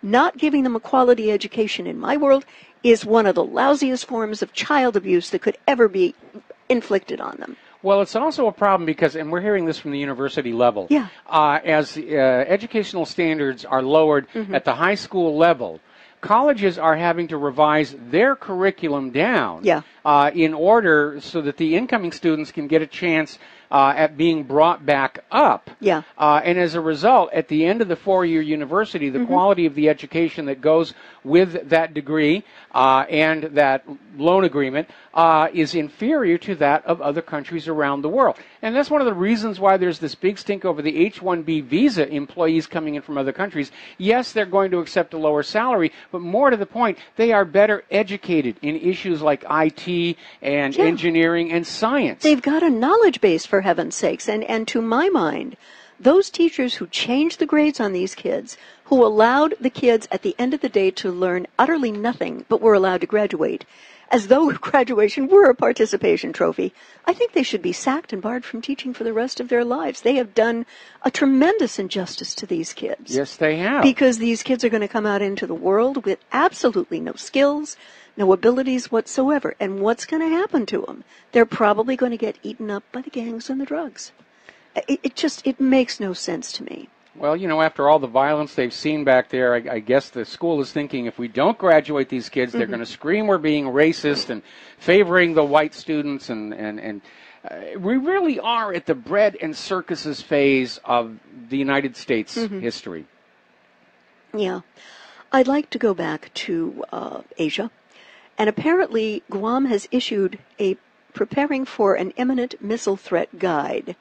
And yet, at the end of the day, they say to people, you know, it's just, there are no changes. Everyone should continue to live their lives. Now, I was commenting on that earlier in the day, and I love this one piece of advice they're giving you. Yeah. Do not look at the fireball. Like, we really don't need to be told that. No. The problem there, of course, is that the detonation of a nuclear weapon happens so fast. Yeah. If you happen to be looking at it, you're not going to be able to close your eyes or turn away from it fast enough. Yeah. Okay? Yeah. And if you're looking somewhere else and the thing goes off, you're going to pretty much know not to look at that thing. Yeah. You were talking about the Chinese government saying that they would attempt to prevent a first strike from the United States against North Korea. So if, in fact, President Trump has decided this war is going forward, would it be correct in saying that his only option, and it may not be a great one, is to do it by a false flag? And as you mentioned earlier... He has to. The only way he's going to be able to keep China from getting involved is to make it look somehow like North Korea struck the first blow. Yeah, and... oh, my goodness, the Koreans are bombing Pearl Harbor. But, you know, the other thing, and you mentioned this a little bit earlier in the show, the U.S. government's capability for subtlety in creating these events is pretty close to non-existent. Well, you know, they're pandering to what they think the average American is, and they do tend to underestimate the expertise of ordinary citizens out here. And, of course, that's what started this whole thing all those years ago with the Vince Foster. They put out this photo, and to somebody whose business is imagery and what looks good, it was an obvious fake. Yeah. And, again, it's almost like the government is going to say, we're going to feed you a plate of bovine excrement, and if you're a loyal American citizen, you will not notice that it is bovine excrement. Right. That doesn't play in Peoria. I'd like to go back to the issue of China and India, because Chinese official organ has stated that there is a countdown for war with India, and it's begun. And the Chinese Foreign Ministry said that 53 people and an Indian bulldozer was in China's territory and advised India to pull them back. This followed a warning Tuesday when an editorial in the state-run China Daily said that the countdown to a clash between the two forces has begun. And China's saying India needs to withdraw its troops and its equipment, and they have gravely infringed on China's sovereignty, said the Global Times. Okay, what's India saying about all this? India is not saying a whole lot, but Bhutan is rejecting Beijing's claim that Doklam belongs to China. The government of Bhutan on Thursday refuted Chinese Foreign Ministry claims about Thimphu, telling Beijing that the trilateral border standoff area in Doklam in the Sikkim sector is not Bhutan's territory. Oh, boy. And a top Chinese diplomat, Wang Wenli, had claimed that Bhutan had conveyed to Beijing through diplomatic channels that the area of the standoff is not its territory. And this could get really, really difficult and very quickly. And the reason I say that is because last year the United States upgraded, if you will, its defense ties with India, with a kind of look toward India's difficulties with China. So if the U.S. attacks North Korea, Yep. China intervenes. Yep. The U.S. is in a position to create a two-front war against China. Yes. And again, the reason for this standoff with India is India is trying to build its own superhighway transport belt, if you will. One belt, one road. One belt, one road, going up to Europe for trade with Europe. Yep. And this is a direct financial threat to the Chinese one belt, one road, the new Silk Road, going in there. And that's why China has reacted so harshly to India's incursion across that line to complete the road. Because unfortunately it was the Himalayas, and it's not like they have the option of changing the route all that easily. But that's what this, again, it's all about the money. Yeah. You know, when Karl Marx made that observation that all wars are economic in their origin, I don't think the guy was too terribly far wrong, do you? No, he was absolutely right. Yeah. You know, remember, some we know wrote this article, All Wars Are Bankers' Wars? Yes, I remember. Yes, I read it. I know that person. Oh, you do? If I ever catch you with him, you're in big trouble. We've got to take a break for commercials. We'll be right back.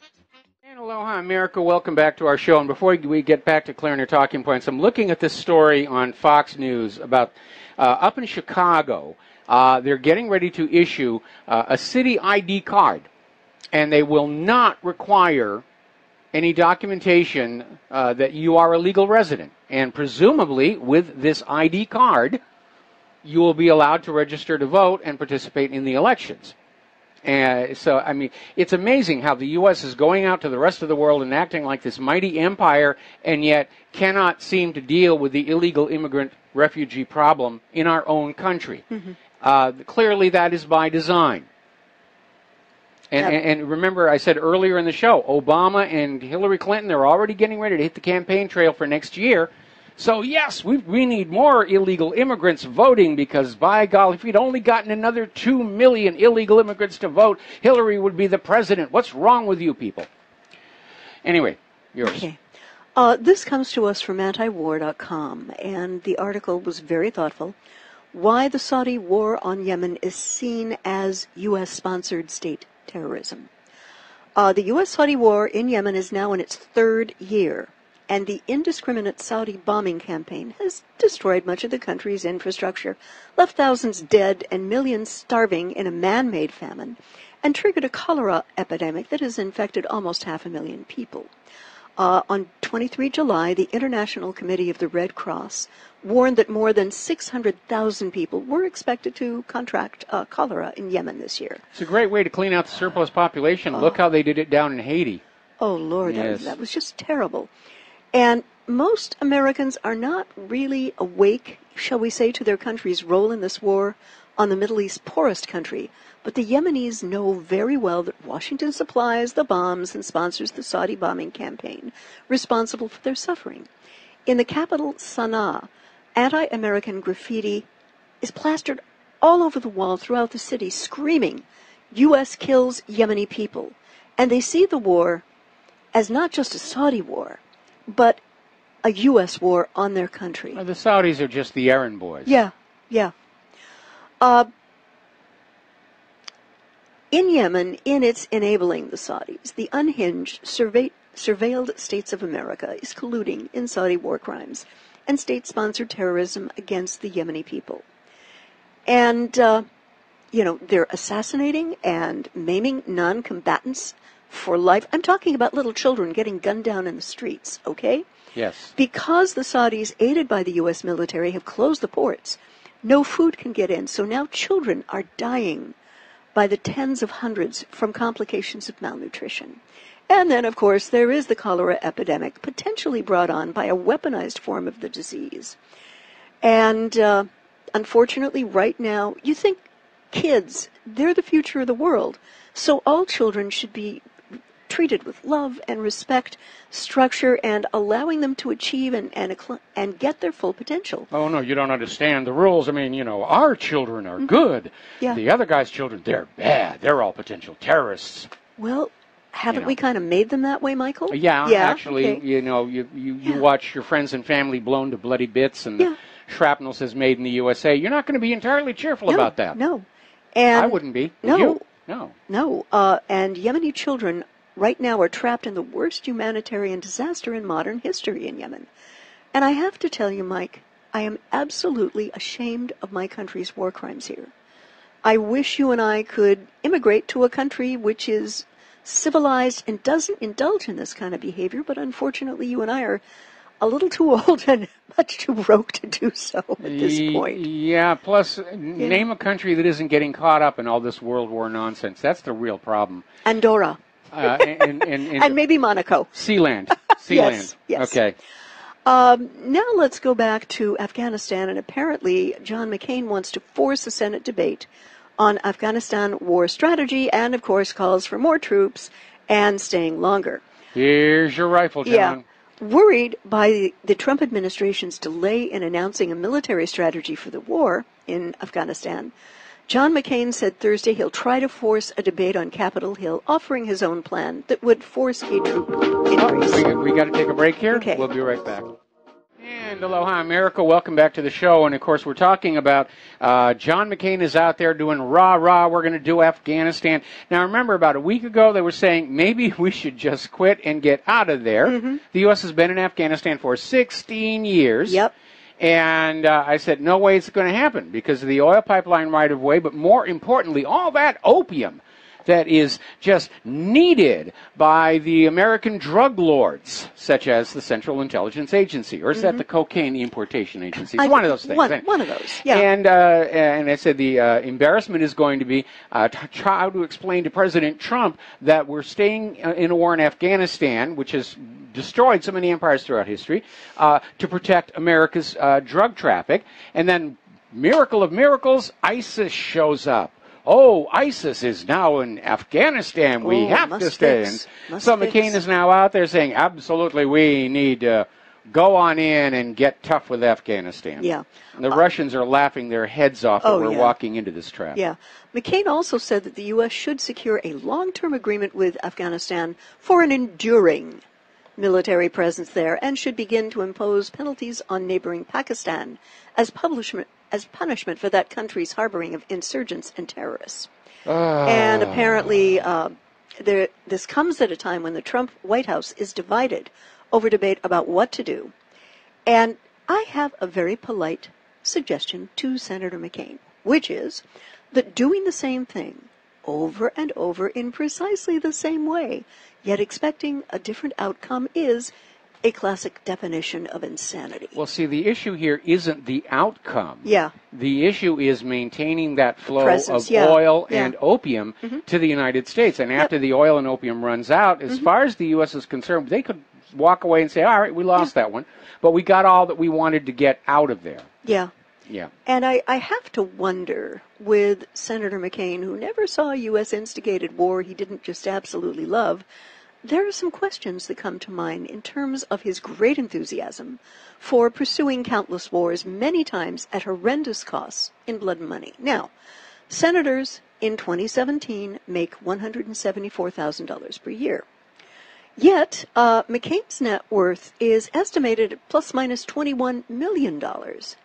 Now, I've got to wonder, Michael, from what industries the extreme gap was filled between his annual salary and his net worth. And I don't think I'd be too far off the mark to say that the difference is probably made up either by personal investments in America's military-industrial complex or covert contributions from these industries. Or investment in the pharmaceutical industry, because even the legal pharmaceutical industry is just drowning in opium. Yeah. And they're literally out there telling doctors, yeah, go ahead, prescribe these pills. We don't care what happens. Let him get hooked. It's a guaranteed source of revenue. Yeah. And there was another very thoughtful article, again, in antiwar.com. Yes, Congress, Afghanistan is your Vietnam. And it goes on to state, to characterize congressional Congress regarding the Vietnam War as timorous and irresponsible is to be kind. There were individual exceptions, of course, among them Senator Morse, who had opposed the Tonkin Gulf Resolution, and Senator Fulbright, who by 1967 openly regretted his vote in favor and recognized Vietnam for the disaster it had become. Collectively, however, these legislators failed objectively. Well, with the passage of half a century here, we are back in the soup, or more accurately, back in the sand, with the United States currently mired in the longest armed conflict in the nation's history, considerably longer than Vietnam. Senator Lausch's proposal of 1967 just might merit a fresh look.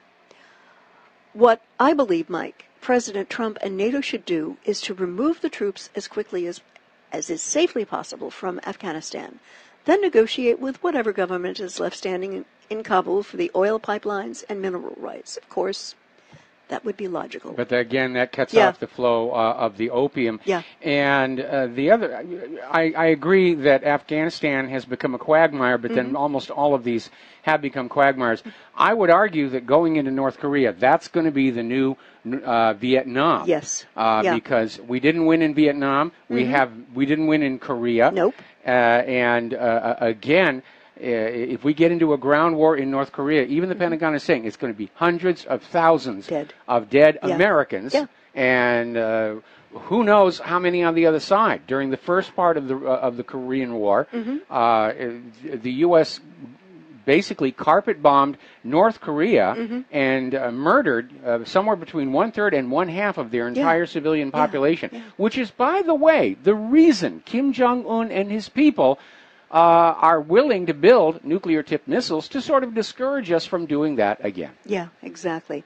Oh, and by the way, one more comment about that. Okay. The fact that Trump is talking about going on in and attacking North Korea tells us that he knows North Korea does not, in fact, have nuclear warheads that can go on those ballistic missiles. Right, because if he did, he wouldn't be making those statements. No, he wouldn't. He'd be backing off and saying, it's time to engage. Yeah. You know. Another interesting development that happened last Wednesday. U.S. Ambassador to the UN, Nikki Haley, lost 2 of her top aides last Wednesday. Haley's Chief of Staff, Steve Groves, resigned, and so did her Communications Director, Jonathan Wachtel. Haley said on Twitter Wednesday that it was because of family concerns, which is the usual excuse. It means that we're fired. Yeah. The departures also come ahead of Haley's trip to Vienna to review Iran's nuclear activities with the UN's International Atomic Energy Agency. In other words, she's going to Vienna to lay the political groundwork for Trump to say, Iran is not in compliance with the P5+1, let's invade. Yeah, it's pretty grim. And as we look further in Asia, apparently there are clashes around Marawi in Philippines, and there is a continued siege. A new round of fighting has erupted around the southern Philippine city of Marawi, as ongoing attempts to recapture the city from the ISIS rebels have led to what is basically an open-ended siege. There's ISIS again, always showing up in nations the U.S. wants to invade. Oh, yeah, And apparently it's not as heavily as it's been before.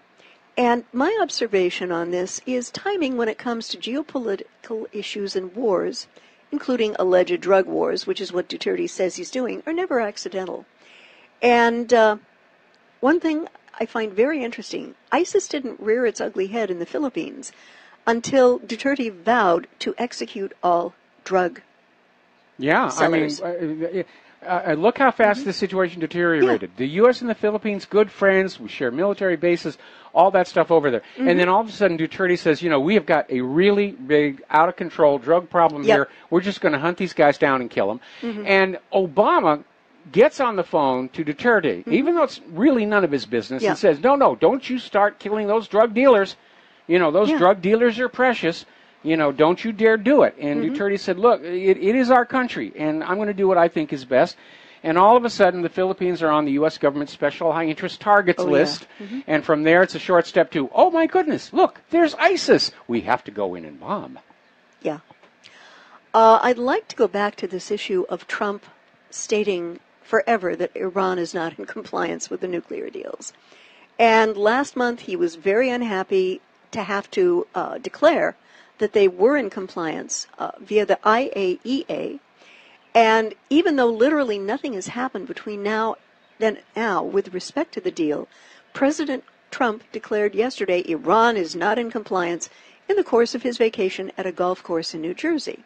Now, he didn't offer any details on what he's threatening or what he's demanding, although he did condemn President Obama for making the deal in the first place, reiterating how opposed he is to the deal. And, Mr. President, I have a word for you.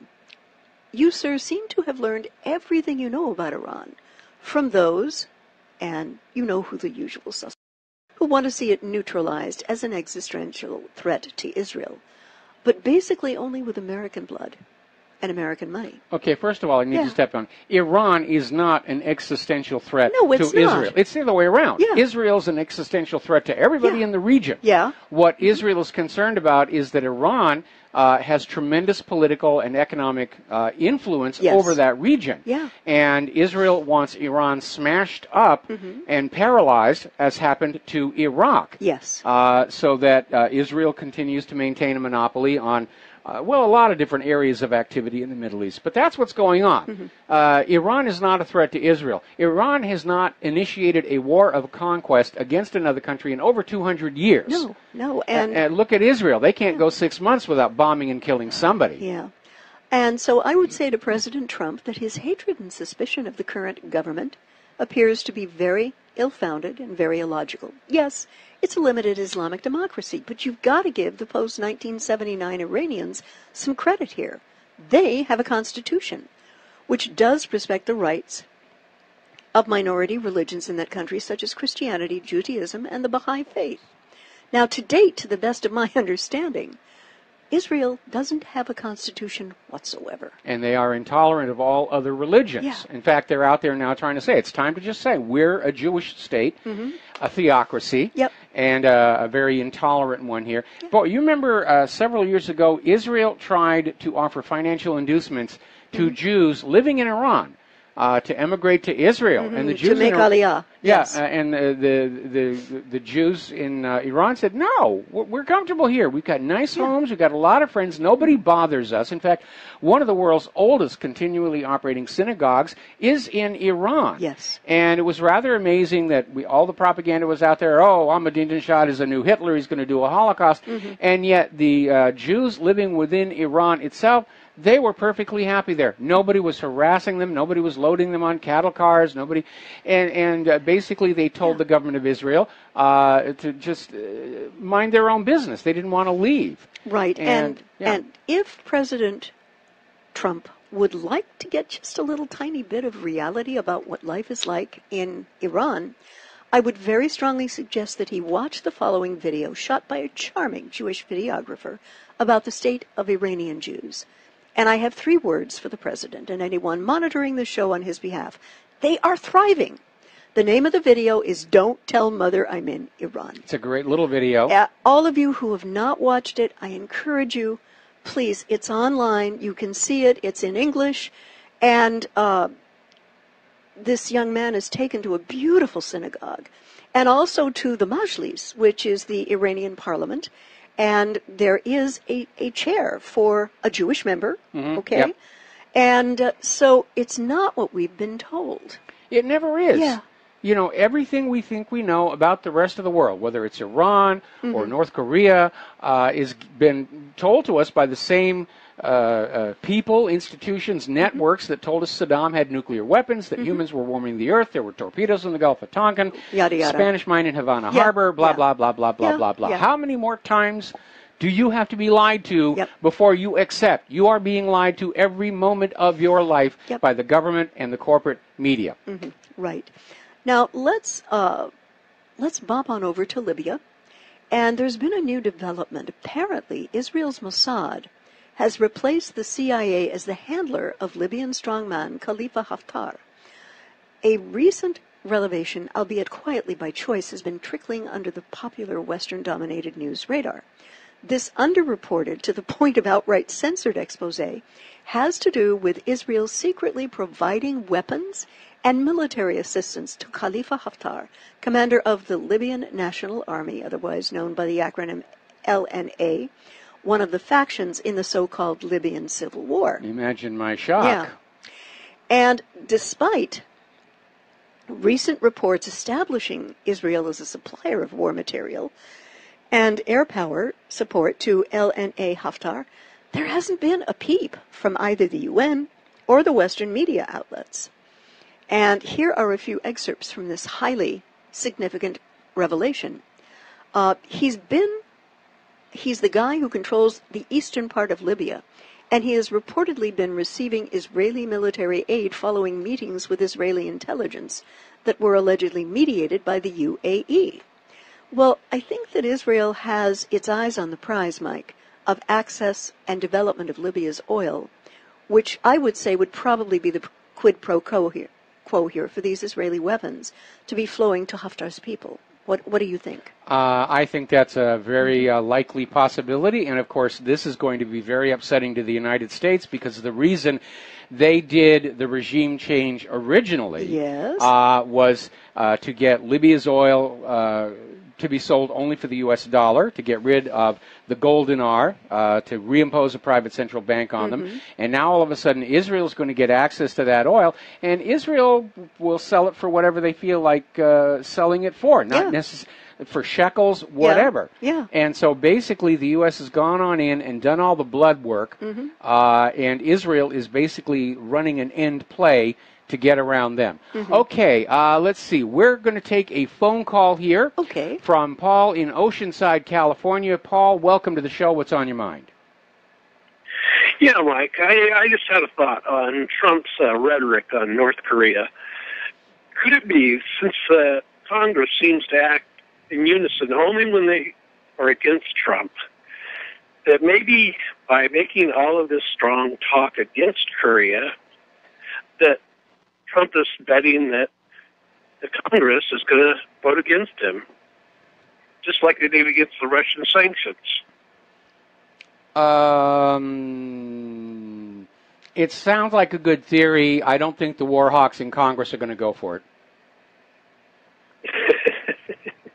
Well, maybe it's something he's trying. Who knows? Well, you know, anyway, I thought it just thought. Well, it's an interesting idea, but don't forget, under the War Powers Act, Trump does have the authority to launch an attack against North Korea. Then he has, I think it's 30 days, to make the case before Congress for a formal declaration of war. The problem is, over the last several presidential administrations, Congress has sort of abandoned its oversight regarding wars, and now would be a very, very poor time for Congress to stand up all of a sudden and say, well, look, we're supposed to be the ones who are declaring war, because people have been criticizing Congress about that for a very, very long time, and the attitude is, well, the president knows best, and for them to do a 180 right now, I don't think that that's going to fly right now, especially with next year being midterms. Well, look what happened when he made this rhetoric the other day. The first thing the Democrats did is they came out, we ought to go along with Korea. We ought to go along with North Korea. We should give them what they want. All of a sudden they're in unison that we ought to go along with North Korea. When before, all they wanted to do was say, oh, we should bomb the hell out of them. Yeah, well, anyway, you're right, but there's a difference between the rhetoric and what Congress will actually do, and I think the recent debacle over Obamacare is a good example of that. All right, Paul, we're going to let you go. We got to take a break for commercials, and we'll be right back after these few words. And aloha, America. I'm so sorry. Give me a heads up next time I'll pull you down. We probably just deafened our control room. I am so sorry. Okay. Now that you're all awake, Fox News is now reporting Donald Trump came on out and made a statement that they're not ruling out military action in Venezuela, which means apparently the covert attempt at regime change is not going very well. Nope. So to heck with it, let's just go on in and invade the place. And again, 2 weeks ago, head of the CIA, yes, this is a U.S. regime change operation going on there. And maybe the reason they're ramping up on Venezuela is they're aware Israel is getting ready to steal Libya's oil out from under the U.S. invasion. Yep. And they're going to make up the shortfall with the Venezuelan oil. If Russia doesn't get to it first, because Russia's been very interested in that oil as well. So has China. Yeah, I mean, that's the reason why the destabilization operation is there, is Venezuela and China have been very cozy, and Venezuela sells a lot of oil to China for the yuan. Yes. And that is what grieves us the most. Right. All right, you got a story here. Yeah, apparently a judge has ordered a new search of State Department servers for Hillary's Benghazi email. And ironically, State Department officials at the time decided to search records voluntarily turned over by Hillary and some of her former aides from private servers, as well as records collected by the FBI during the investigations, but figured it wasn't necessary to search the one place where all official communications on such a topic should have been housed from the beginning. We don't need to look over there. State Department servers. Those aren't the email servers you're looking at. Yes, for whatever reason, haha, nudge nudge, wink wink, State has continually refused to conduct the search of its taxpayer-funded, going on 2.5 years now. Luckily, some small bit of rational thought prevailed yesterday when a U.S. district judge filed an order demanding a search of State Department records for any and all Benghazi-related emails to be completed by 22 September 2017. And the State Department has already come on back and said, no, we're not going to do that. Yeah. Those emails were stored on Lois Lerner's hard drive anyway, so we don't really have them anymore. I mean, just the absolute impunity with which these people are allowed to walk, Michael, is incredible. It is infuriating. Yeah, you know. I mean, they're sending kids to these prison factory complexes for a marijuana cigarette, and you have Hillary Clinton quite possibly committed treason. Yep. And she's being protected. Yeah. Absolutely. It's ridiculous. Well, how do we want to wrap up the show today? Well, obviously, this is a very scary time for the world, and we are feeling it here in Hawaii. Oh, yeah. This is no longer something that's abstract and distant on the other side of the world. We're looking at the real possibility of seeing armed conflict with our own eyes in the streets of our cities, in the skies overhead. Yeah. And it really is starting to feel like a world war. All right, there's the music. Everybody try and relax this weekend. We certainly are. We're burned out. We're going to be taking it easy this weekend. Stay tuned for John Stadmiller's program, and we will be back on Monday here on Republic Broadcasting Network. So have a good weekend. Have a safe weekend. Aloha, America.